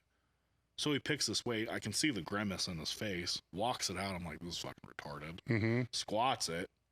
And then is like, fuck, that hurt. And like, I was like, what did I tell you? But you know what? I'm sitting here being condescending to a 19-year-old kid, but when I was 19, I would do the fucking same thing. So yeah, but you're close enough to remember that. You know what I'm saying? So you can communicate that a little bit better to them. You know, and I think it's important to remember that. Oh yeah. Like otherwise you'll be so freaking frustrated every time you say something like that because you'll be like, these kids never freaking listen. Like, well, you didn't either. I can't knock that's a drive. That's you can't teach that. Somebody be like, oh, I'm in pain, but I'm still want to do it this bad. Like that's an admirable trait to have. And as long as you can mature in a way to work around that and use that drive for good and not just to continue to push, then you're going to be unstoppable. And learn how to control it before it wrecks you. Yeah, absolutely. That's the trick. Yeah. I need to take a piss real quick. Hey guys, if you like and want to support the podcast, remember we have limited edition items. These items can range anywhere from t-shirts, tank tops, sweatshirts, cups. You never know what you're going to get. Check them out at www.elitefts.com.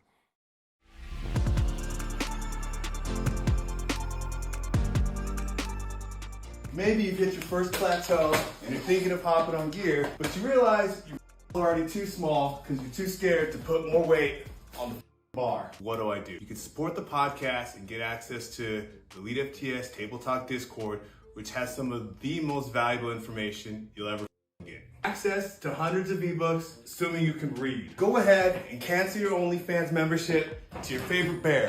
Because on this Discord, we have a lot of bears. There's also a great form check section, where no matter what kind of lift you're doing, post a video, tons of people give you great feedback. Or maybe you're doing your own programming like down here. Well, there's a great section on the elitefts Discord where you can upload your programming, people can look at it, give you feedback, and telling you that maxing out 5 days a week makes about as much sense as not wiping after a massive Taco Bell dump. You gotta wipe. There's a button you can click, there's monthly prizes, you can win things like apparel with shirts, bands, all kinds of bands, endless amounts of bands. All right, we're back. Walk me through how you set up for we're going to go through each lift, squat, bench, and deadlift. So how you set up and execute each one of the lifts. So it's a heavy lift, right? So walk me through what you do, you know, step by step. Like physically? Yes, physically. Okay. So like squat, I'll take my grip on the bar, and then I will start to pull under the bar and create that shelf across the rear delts, rhomboids, traps, and then come under and then step through and get my foot placing on a mono. And where's that? Like width-wise? Yeah. Well, where do you intentionally try to play? Are you looking at your feet when you place them, or are you going off feel? I look at them when I place them. Mm-hmm. I mean, usually by feel, like they usually go right after you squat. Sometimes they go right where they're at, but and then I already have that tied upper shelf, feet are set. Then I'm pulling the lats down, and then I'm finding that head placement. And where is that? Mine is like a lower mid, mm-hmm. to where like it's braced back against yourself, able to push back on the bar, and then I kick my hamstrings back to take that big deep breath and pull that brace down. So you pull your ribs down, mm-hmm. lats are pulled down, and then I'll come through and then pick the bar with by pushing your hips, glutes through. All right. So when you pull the air, right, and you're pushing it, you're pulling down, are you flexing against the belt with your abs, or how are you bracing? Yeah, you want to push all that through the abs into the belt. Like it should be screaming through it. And then the biggest part I think I noticed in a lot of people, even I had to work on it myself to get better, is you really need to pull that brace low, even down into your oblique walls and everything, to push below the belt too. Because a lot of people are good at pushing through the upper part of the belt, but not necessarily the lower part of the belt. And then after that, I'll pick it and then start my descent. All right. How long will you hold it before you descend? So when I was training for that meet, a lot of times it was pick and go. Ooh, I'd pick it mm-hmm. and then go. And then I was like, oh yeah, the WRPF has a squat command. Well, you squat a lot too, because the bar can be moving still. Right. And so I've never been one to pick violently. I pick slow through. Okay. That way it doesn't whip super hard. So probably the last 4 weeks of training, I dialed in the commands on everything. So it was pick, I braced. I take one brace. In a mono, I'll always just take one brace. One big brace. Now, after you pick, do you pull more air? Nope. Okay, so it's already set. Not on a mono. If I walk it out, I will. Yeah. But I'll pick, and then I was giving it probably a good second and a half, 2 seconds, enough to establish the squat command, mm-hmm. and then I'd start my descent. And how do you start your descent? I break at the hips and the knees, almost simultaneously. Mm-hmm. And by my positioning off of the start, I already have a slight forward lean, so mm-hmm. my hips are already slightly broken a little bit, and then I'll start my descent simultaneously. Knees. I'm a very heavy forward squatter into the quads, so it's down, down, down, down, down, open. So on the way down, you're feeling it in your quads is where you feel the mm-hmm. tension? Heavy foot pressure to the front. Yes. And it's I'm going down, down, down till I think I'm close to parallel, and then you got to give yourself that little bit to open the knees to hit that depth. Yeah. And then at that point, you're hitting it and going, and then I'm driving.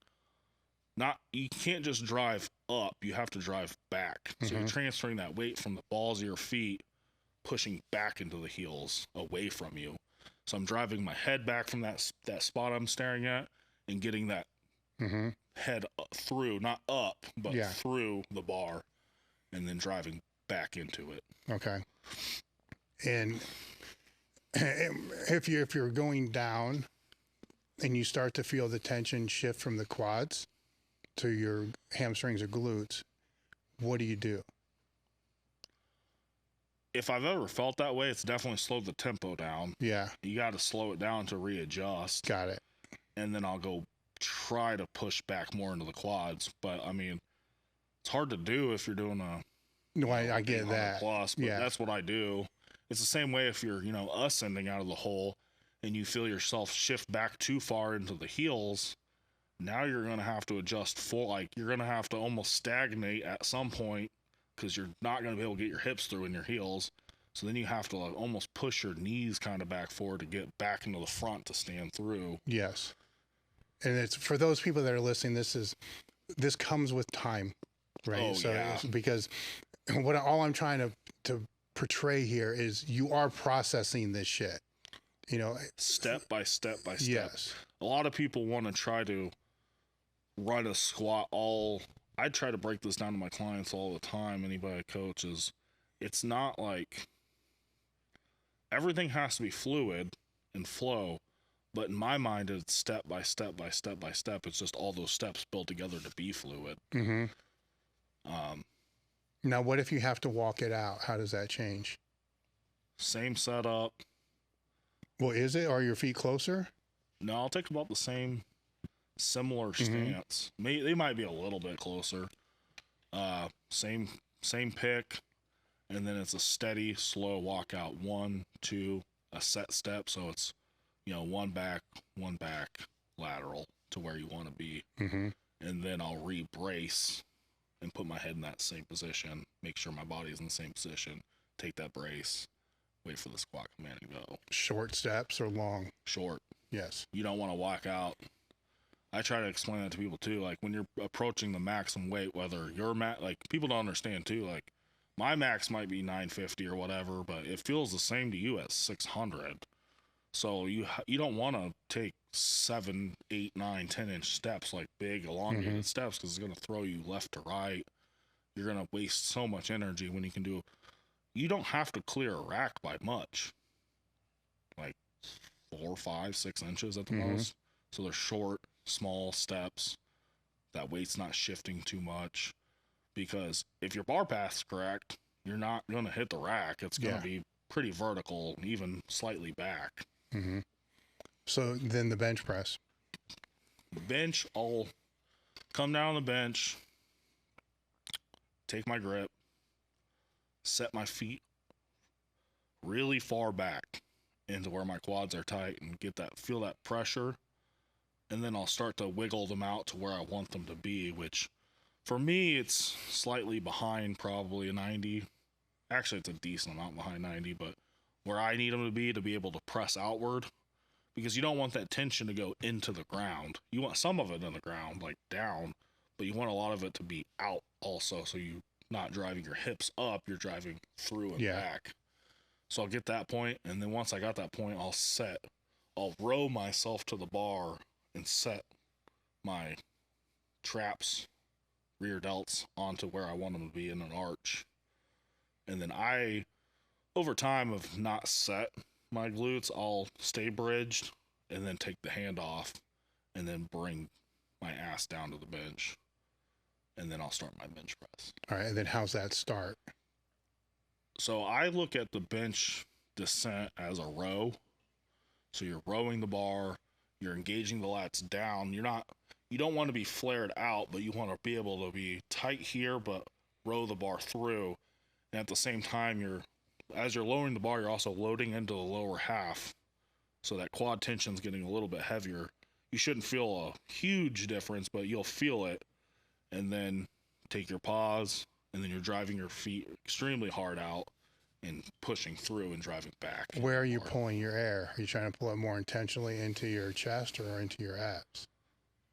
I don't really even think about it. Yeah. If I had to think about it, I don't intentionally pull a tight brace to my abs. It's sturdy, but not super hard brace. And are you intentionally trying to put your ribs up? Or you don't think about it? I don't really think about it. I guess it comes with the row motion. You're going to bring your ribs up if you row. So I would say ribs up. All right, then the deadlift. Deadlift is, so with sumo, I have my marking places on the bar where I set my feet. So find the rings on the bar, and I go about the outside quarter of my ankles or so. Set my feet in the angle I want them. Then I'll reach down, take my grip where I want it, and then set. And then I'll actually kick my hamstrings back, take that big brace, and then I'll start the pull by pulling the slack out of the bar with quad tension and the rear delts and the lats to set down. and then start to raise up and then pull. All right, so you're pulling the slack as you're going down. Mm-hmm. And then when you initiate it, how are you initiating it? Through your feet? Yeah. So it's almost like for me at least, I initiate some of the slack pull with my quads, with driving my feet out. And that starts the slack pull with the upper back. And then it's like as you bring your hips down into that position you want them to be, then it's full bore up. Yeah. Now, as you're pulling up, what are you processing as we talked about the squat? You know, as you process that down, what are you processing to be able to know what position you're in? Where's the tension? So you want it to start, obviously it's going to be in the quads. Yeah. And then you want to pull it through into the hips. So over the time, it's just like a squat. As you're going through it, you're going to be transferring that weight back into the heel. So then it's getting sucked into the hips back. Mm-hmm. As the same time, I always like to cue like the crown of my head gets vertical, not back or forward, but just straight vertical, and then pulling back through it. Mm-hmm. What are some of the mistakes that you see with the clients that you work with? What do they have? Let's go with the squat. The most common ones. Bracing, foot pressure. Mm-hmm. Probably the two biggest ones. And how do you work with them on the foot pressure?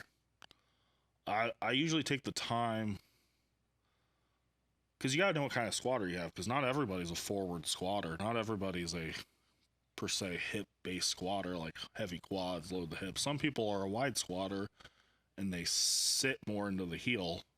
So you got to know the difference in that, but you have to explain to them in the simplest. I like to do things in the simplest terms, because you get a lot of people who will over-explain things to, it's almost like they want to sound smarter than what they are, because if you can't explain it to somebody who doesn't understand anything about biomechanical processes, then what good are you? So in the simplest way, explain to them what it should be, and then try to match that with how they feel in their training. Foot pressure, a lot of times I think, can be corrected in tempo to be able to feel where you're at. Mm-hmm. And bracing, that's just a hard one in general to get people to understand how to brace, not just out, but down. A lot of it's just verbal explanation to them. Mm-hmm. And then maybe, touching where they need to be able to stimulate that mindset to be like, okay, I need to pull it down. So you touch the lower obliques and then they tighten them up. Mm-hmm. Other than that, I also see a lot of people, they want to drive up. They're not trying to drive the bar. They're just trying to get up. Mm-hmm. They're just trying to stand.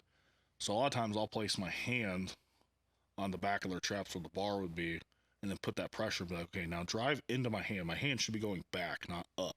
Mm-hmm. If you push up, my hand will almost fall down to the side. And that helps a lot of people, I think, too.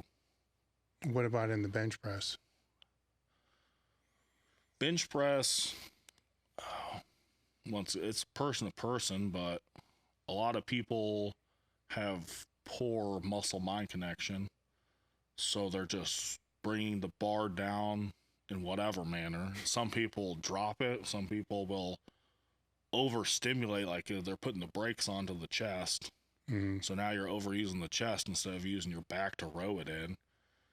It's just going to make it harder.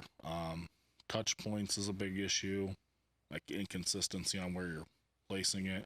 And usually the biggest one is foot drive. A lot of people are pressing down, not up, so they're not using any leg drive to drive it back into them. They're using it to drive their hips up, Mm-hmm. which gives you a false sense of pressing. Other than that, I can't think of a whole lot. All right, the way now for the trickiest one, the deadlift. Now, that depends if you're pulling sumo or conventional. Well, we'll go both, right? Because it's a timing issue. It usually is. Yeah. It's usually like their knees are either, a lot of times not, when they're pulling, their foot pressure, a lot of times I feel like people are forward. So they're pulling through and then their knees are locking as they're trying to pull. Then you're all in your lower back and you just have to either be brutally strong to pull through it, or you're going to get caught forward and your hips are going to get trapped behind you. Mm-hmm. So then it's explaining to them the foot pressure from the start and being like, it's still a transfer of weight. Like you're starting, if you're a quad dominant puller, then you're going to start pulling heavy into the quads, but you need to pull that back into the heels. Conventional lifters, for the people that I've ever worked with, it's brutal. Like, they can brutally pull through a lot. I've seen the people I've worked with that are good at sumo. The problem is week to week they're inconsistent in what they do, and they don't actually know per se fully what it is. So one week they might pull 633, and the next week they're struggling with 551 because their tension is not the same. Mm-hmm. So a lot of it, especially with sumo, is foot pressure. They're going forward. Same with deadlift. They're forward a lot. It's rare I ever see anybody back too much. Yeah, I can say I don't think I've ever seen that either. Sumo, you'll see it from time to time where they'll overset. They'll overset their hips. So now you're trying to almost squat the bar up. So then your knees are locking way before your hips are coming through. So now you're trapped where your hips are. Mm-hmm. You're in like a 45-degree angle as your knees are locking. So now you've just changed it into a wide stance conventional. Yeah. Now, what about working with them on just their, if they say that, assuming that they're serious, their mindset just in general, as it goes through training, and the whole process, meet prep, injuries, and all that?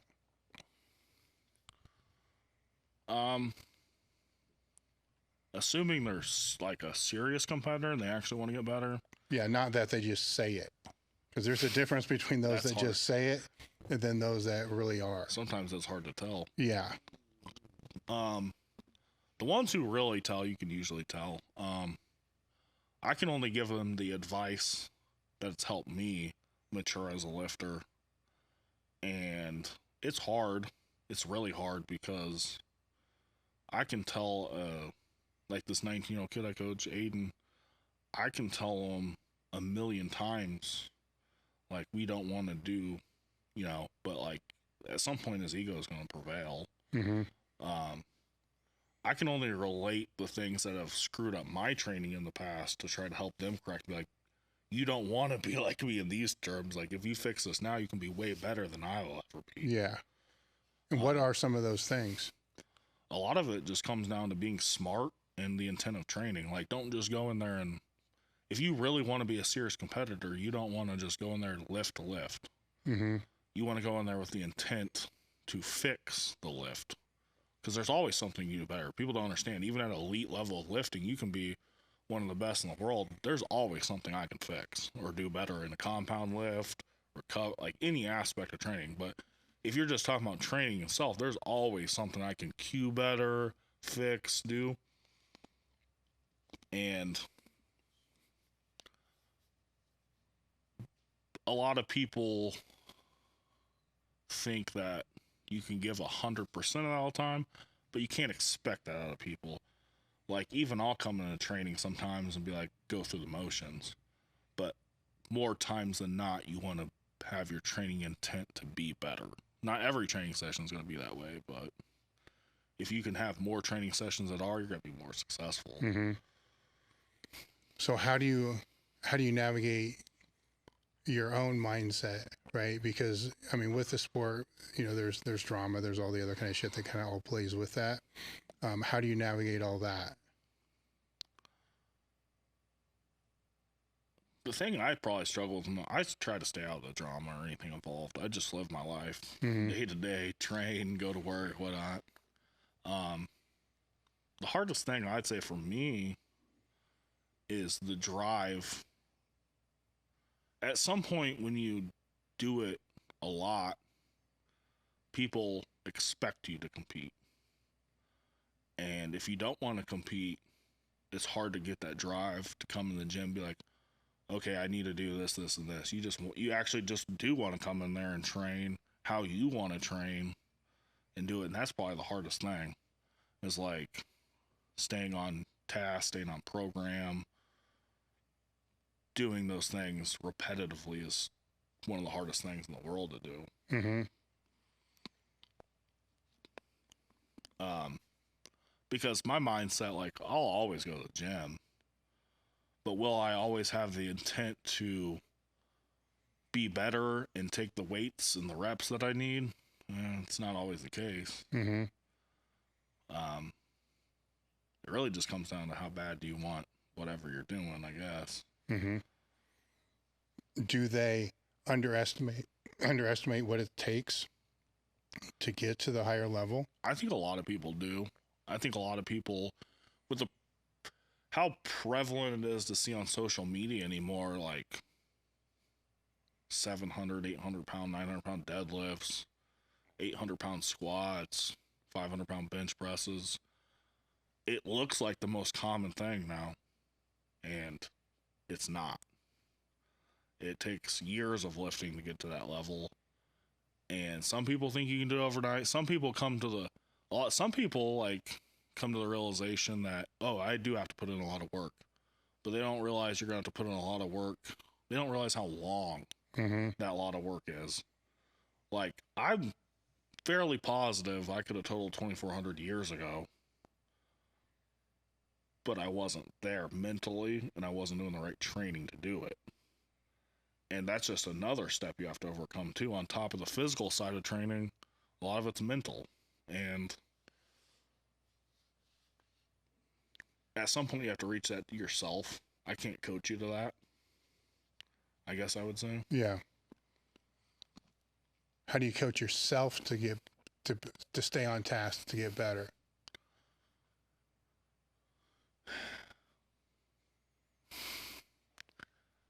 Honestly, it all depends on how much you're driven to do it. Like right now, I know I have this meet in September, so I've been training based on the parameters of that meet. And it's hard to want to come in and squat on a power bar, but I know if I don't want to get embarrassed by the strongest people in the world, that I'm going to have to. Mm-hmm. So a lot of mine is exteriorly motivated, not necessarily internally. Internally, I'd rather come in and do what I want to do. But externally, I'm motivated by, I've already told us 2403, so anything less is a failure to me. Even though the parameters of this meet have, shifted, like I'm not in a monolift where everything's on a power bar. So it's squat, walked out, power bar. Deadlift is on a power bar. So I've had to shift my training to meet the parameters to get better in those areas, simply out of the fact that I signed up for this meet, they wanted me to do this meet, and it's a commitment I made. So how's that change your squat? Because now you're going to deal with a bar that's going to move. So initially I came in and just hit a relatively challenging number. Like, after I hit that 953, I realized that I probably had the gas that day for 1,003.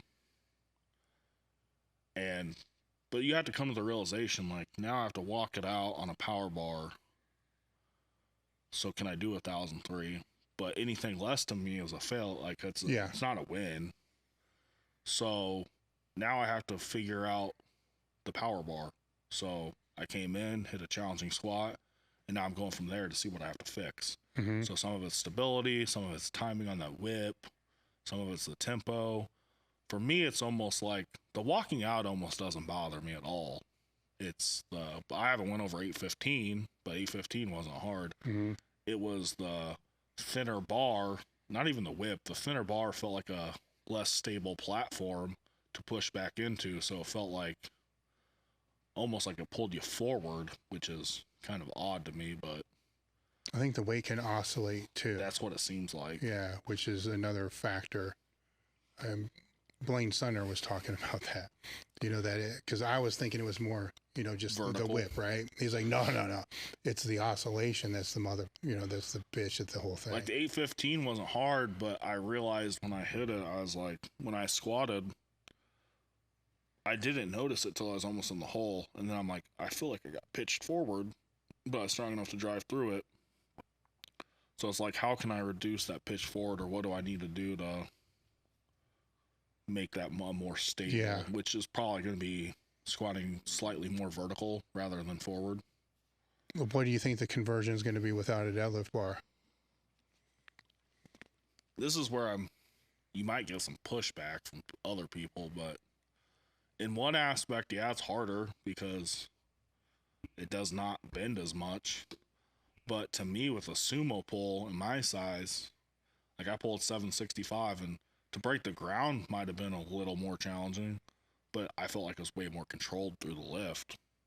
Like I didn't feel like it was getting pulled. Yeah. So I felt like I was able to just pull it back into me. So there, you don't get that top whip. Right. We'll see when the numbers increase, but at this point, I'm not going to say it's easier, but in some aspects it is. No, that I understand that. I get that because you can see, you know, on some sumo pullers, it looks to be they intentionally slow down. Right. You know, to so be able to pulled back. Yeah, it's like 3 different lifts in one. There's the start, then there's the middle, then there's the top. Yeah. And you don't have that with just a straight power bar. No, you have to pull through fluid. Yeah. Otherwise, it's just too brutal and it'll just hold you down. Getting back to the younger lifters that you're helping, from the training side, where do you see them screwing up? Because we kind of went over the technical side. From the training portion of it, they're good about getting in the gym. They're dedicated to that. Nutrition, they're pretty good about. Intent is one that a lot of people struggle with, especially at that age. It's hard to, like, you just want to lift 660 pounds. Yeah. You don't want to think about it. But at some point you have to think about how do I lift 660 in the most efficient way? And that's probably where they struggle the most. Well, they get addicted to PRs too, because they come all the time. But at some point, they don't come that way. No. You know, and I think that either forces them out or it forces them to the realization that you just made. Right. You have to double down and figure out how you're going to get better. Yeah. With the intent. Sometimes it's understanding of the program too. Like, what did I have programmed at? Like 2 singles at 633. Pulls the first one, real sloppy. I was like, yeah, it went, but it wouldn't have counted. Had like a 2-minute rest or whatever. Pulls the next one, like, okay, that's decent. Wasn't the greatest, but it probably would have counted. And then I see this motherfucker go up for a third. And I'm like, the program's a 2x1. What are you doing? He's like, oh, you said the first one didn't count. I'm like, so you think pulling a third is a good idea? And he's like, well, you know, I just thought, I'm like, why would we want, you know, and then it's like kind of being condescending to correct the going forward, because you kind of got to make them feel dumb to, sounds fucked up, but you got to kind of make them feel bad. So then they start understanding. It's like, why would we pull a third when the first one didn't move well, wouldn't have counted, you got it. The second one moved okay, and you probably would have got it. How do you think the third one's going to move? And then it's just going to add this added fatigue. So why would we do that? And then like, oh yeah, that makes sense. I'm like, okay, well, don't do this stuff over and over again. Like, if you failed it, you failed it. Come back the next week and correct the issue. Don't try to correct that issue in the same lifting set. Well, you can do it in the back down sets, but don't do it in the same weight. Yeah. So that's a hard one. The drive to want to do it right and over and over and over again. That's a hard one to break from people. How do you manage that one? Because your drive's at a different level. For me? Well, no, because say your drive's here, their drive's here, right? So your expectations may be higher than what they, which isn't a bad thing, by the way, which is higher than where their expectations are. But at some point you have to kind of meet them in that middle, and that can be frustrating to the coach who's like, you don't understand, you don't understand, like, why in the when the hell you would keep doing this stupid shit. Right. You know, so. Well, it's almost like their expectations that are such a high level. Like, I need to meet your expectations of what you programmed. And it's like, no, you don't need to do that, buddy. You just need to do what you do this week, fix it, and come back the next week. And we program week to week. It's not like, yeah, I'd like to see you hit that number. But if we don't hit that number, we'll adjust. Yeah. So you can't take it as a loss or a frustration, because then your training is just going to go downhill. Mm-hmm. Like, you're going to get caught up in this and that. And the more you get frustrated with any lift, the worse it's going to go.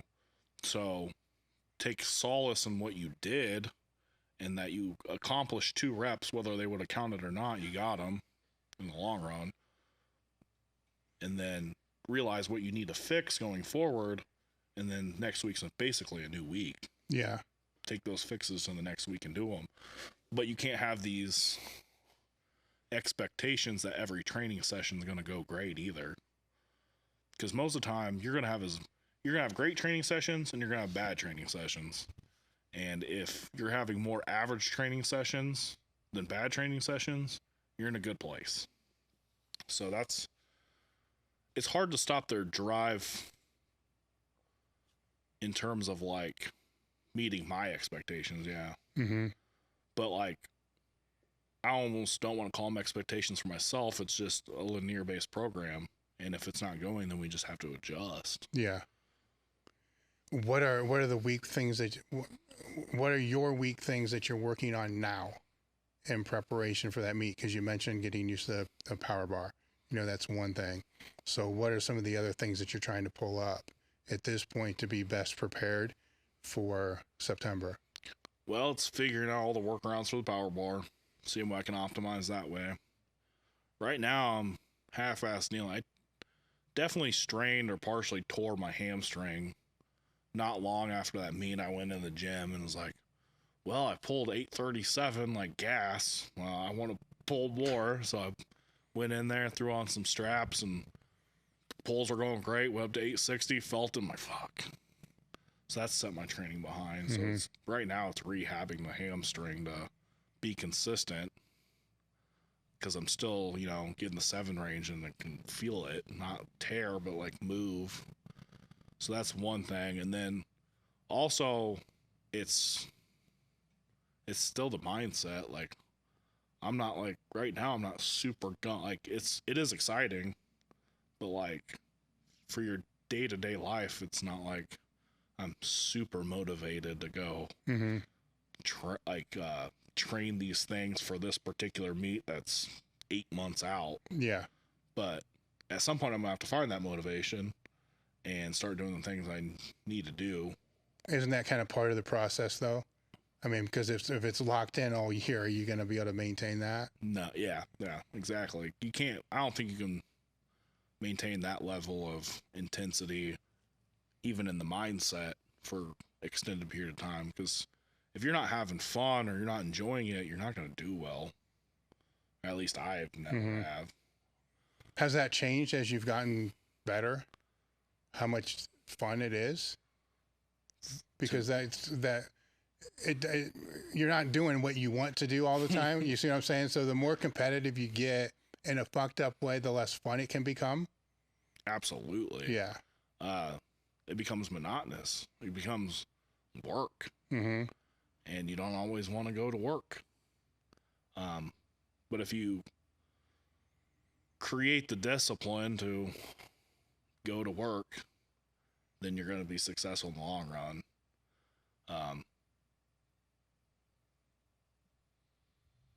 But there's always, it's hard to say because there's always that next level. Like, there's always that next level of dedication. And right now, it doesn't feel like I have it. I mean, I'm still going in and doing the work. Yeah. I'm still going in and doing what I've planned to do for the most part. But there's always that next, like, I could have a higher focus of training. Eventually you need to find that level. And usually as you get closer to meet, you find that level. Yeah. That's what I've found. Like, when you're 14 weeks out and you're like, okay, it's go time, then your intensity is picked up. Mm-hmm. And then when you have to do that heavier weight at 90%, then you have to be more mentally set to do it, or you're going to get crushed by a 900-pound squat. Mm-hmm. So What are some things that you do outside of the gym? I mean, outside of just powerlifting and working, what are some of the other things that you do to keep your mind off this shit?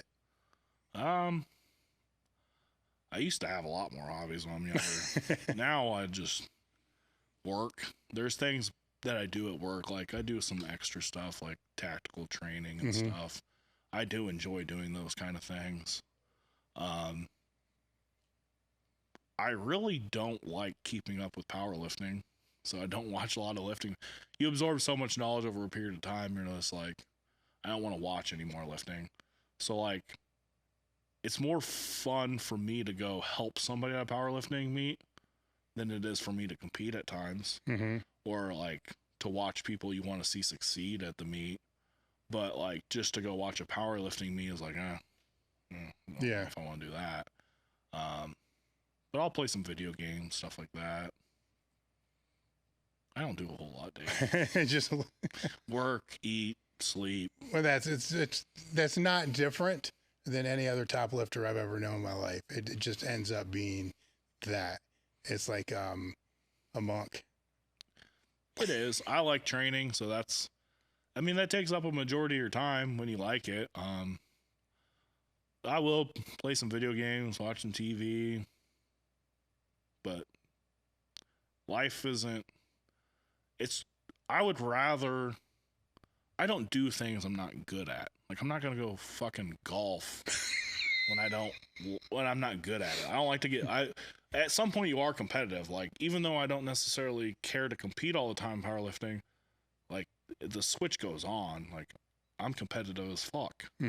But like I can't be competitive. Like I'm not good at golf, so I don't want to fucking golf. Yeah. Because if people beat me or make fun of me, I'm gonna be fucking pissed. So I'll do things I'm good at, but like it's also you spread yourself thin that way too. Like how many things can you actually be good at? Like you can hang your laurels on like I'm one of the best in the world at powerlifting, or you can just be like pretty good at a lot of things. Yeah. And I'd rather be great at one thing and be, especially because it's something you love. Yes. Whereas the other things are like, oh, it's fun, but I don't do them a lot. Where do you perceive your future setbacks to be? You got to think about that one a little bit. I do.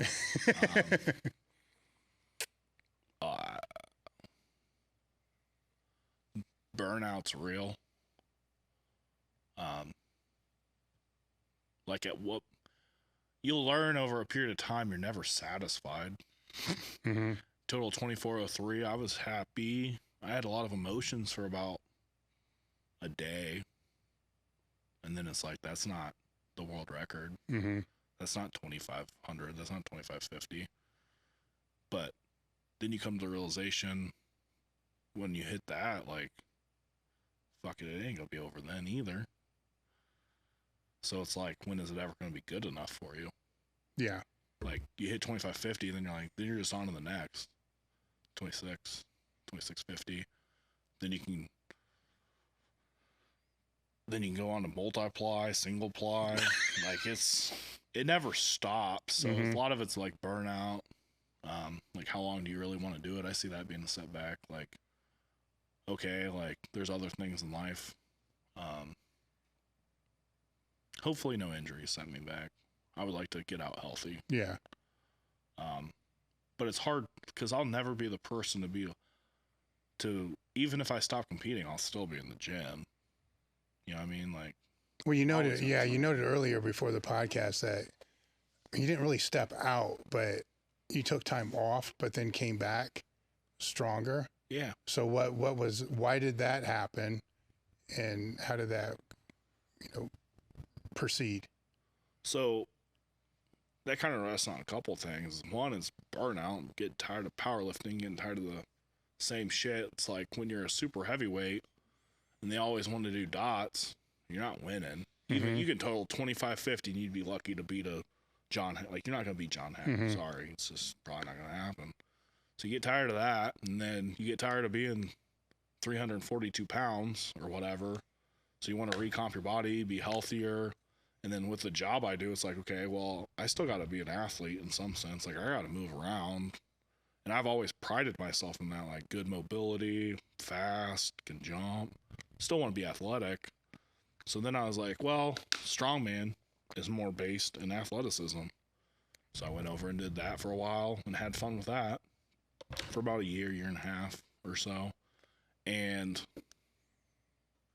that's the thing, though, is like, I feel like I could be a world-class athlete in strongman. It would just take another year or two of dedication. But then I got burnt out of that too. And then I was like, oh, then I started just going to the gym and just training to train. And then finally I was like, kind of got roped back into doing some powerlifting, doing a program with the guy at the gym, and the numbers started hitting. And I was like, man, I feel stronger than I've ever been because I was more athletic. I'd built a different base set of strength, and I wasn't weighing 342 sloppy. I was back down to like 325, 330 and recomped to that weight. And then the weights just kept moving and moving and moving. And I was like, well, I might as well compete while the iron's hot. So how would you, if you're looking at this long term, are you going to go through a phase like that again to make you a better lifter? Or are you going to change your training in some way to put in, say, a block of that kind of training post meet? You see what I'm saying? Yeah. To say that I'm definitely all in on this next meet. Like, I want world records. Well, you don't have time, to do that. So, right. But say 2 meets from now. Going forward, I put a lot of thought into this too, because it's not just, life isn't just about powerlifting. Like, I have a career. Yeah. I enjoy some aspects of it. And there's things I want to do in that career that involve not being 350 pounds. Yeah. It involves being, being able to run a little bit and hopefully being able to stay in the upper 2s or lower 3s, but being able to accomplish those goals and be able to shoot a weapon better, like without being fatigued from getting a pump in your shoulder from holding up a rifle.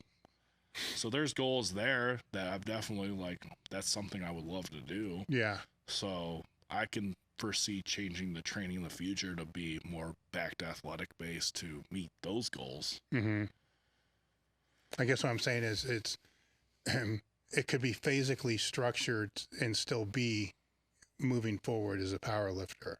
Right. You could take a 3-month phase in the strongman and carry that over into power. Is that what you're trying to say? Yeah, because you kind of did that. Yeah. Without knowing you did it. Right. It's what you did. Unintentionally. Yeah. Just because you get burned out or whatever. I could see myself doing that, or even I mentioned, you could even, I even toyed with the idea you can do some geared single ply or something or whatever to have a change of pace, a new excitement. And the only problem I see is it's going to have to be a decently, it's not going to have to be a forever thing, but you're going to have a lifestyle change to be able to meet those tactical requirements to get to a certain level.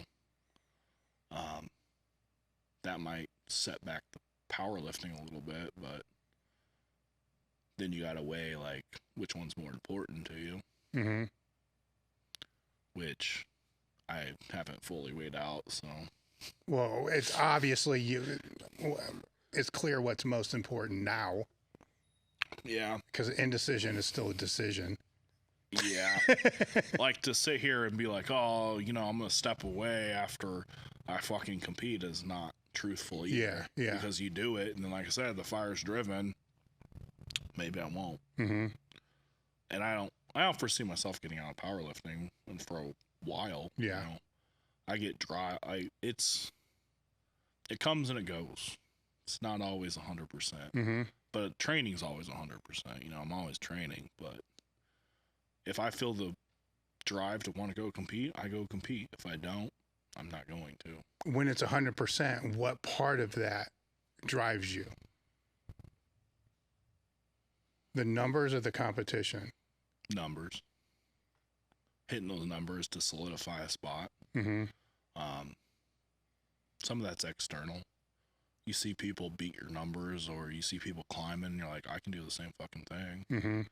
And it's proven to yourself that you can do it. So internally, yeah, it's numbers. You want to get stronger. Externally, it's not losing to other people. Yeah. Well, which one for you is most important? They go hand in hand.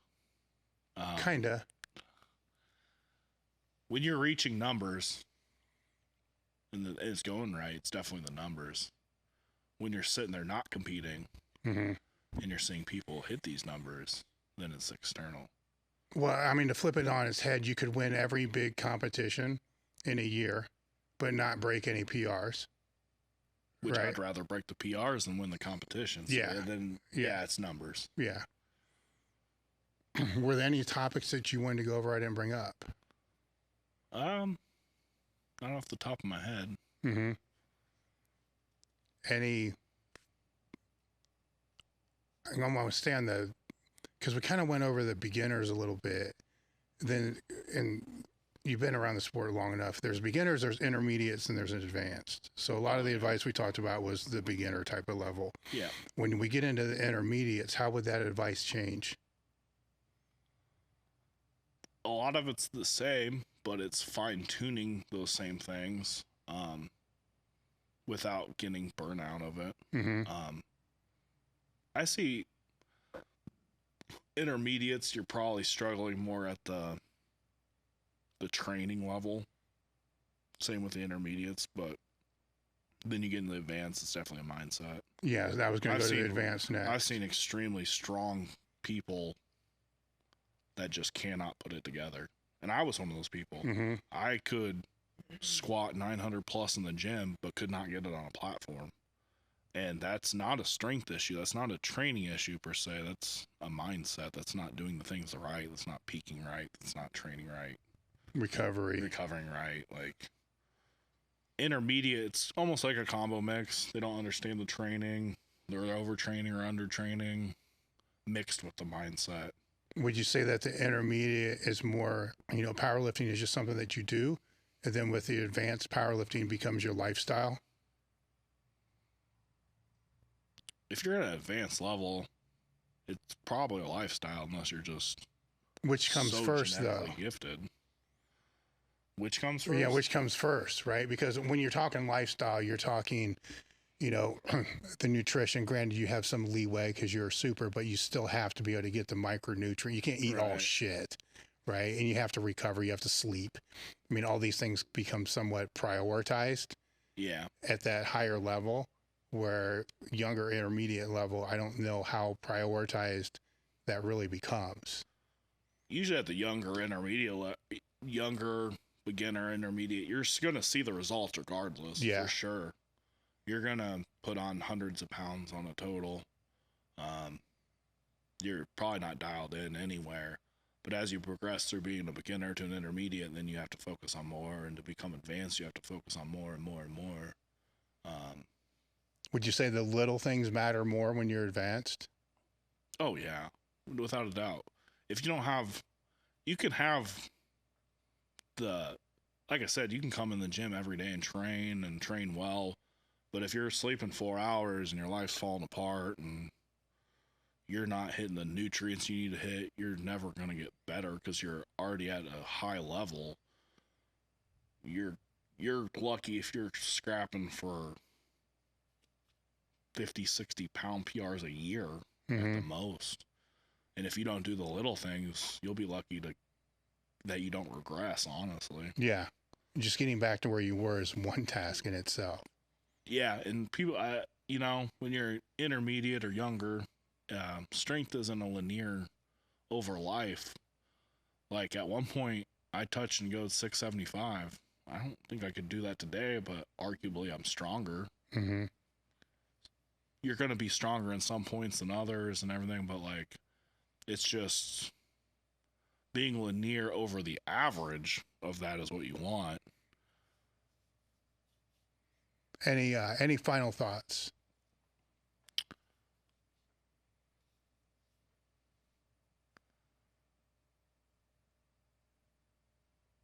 If you want to become the best at anything, not just powerlifting, you have to recognize how much it's going to take.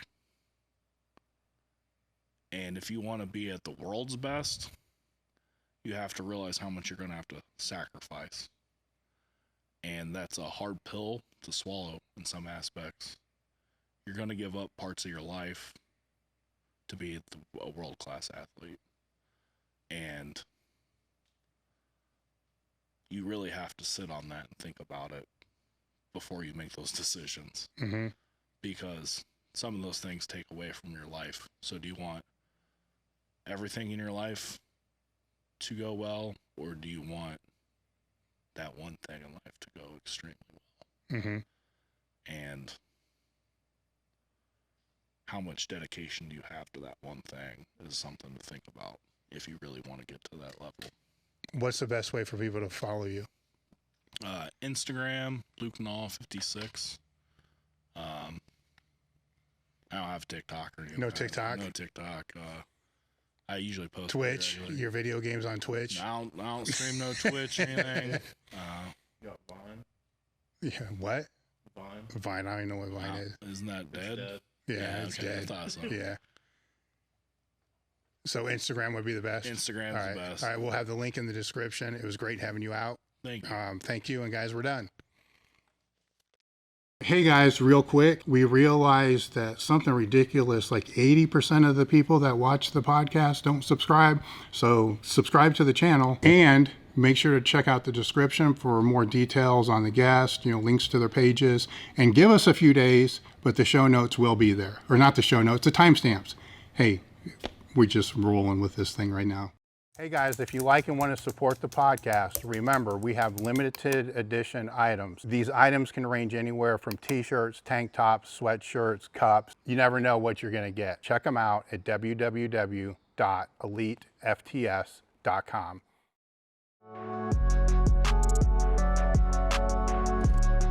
Why should anyone join this Discord? Why wouldn't you want to? It's not fake, it's genuine, it's authentic. It's well worth it. The Discord has been nothing short of meeting new people who are incredibly like-minded, giving each other a bunch of ball busting, but also being there to support each other in whatever life throws their way. The best part of it for me has also been able to connect with lifters of all levels, help coach, get coached, and also connect with other new fathers who are enjoying the journey of lifting and trying to balance that out. It's the glue that holds all of us together. A common interest will bring people from different walks of life, people who are multi-millionaires, these characters and everything else in between, united under one thing, the pursuit of strength. I think most of us would agree that getting a coach is a great step forward that an athlete can make to make greater progress. But what if you had two coaches? What if you had a whole bunch of coaches and a whole bunch of driven elite level athletes and like-minded people all in your corner trying to make you better? That's exactly what you're going to get with the Table Talk Discord crew. All right, guys, thanks for watching the video to the end. Make sure to like and subscribe to the channel and click here, here, here, or here for more videos.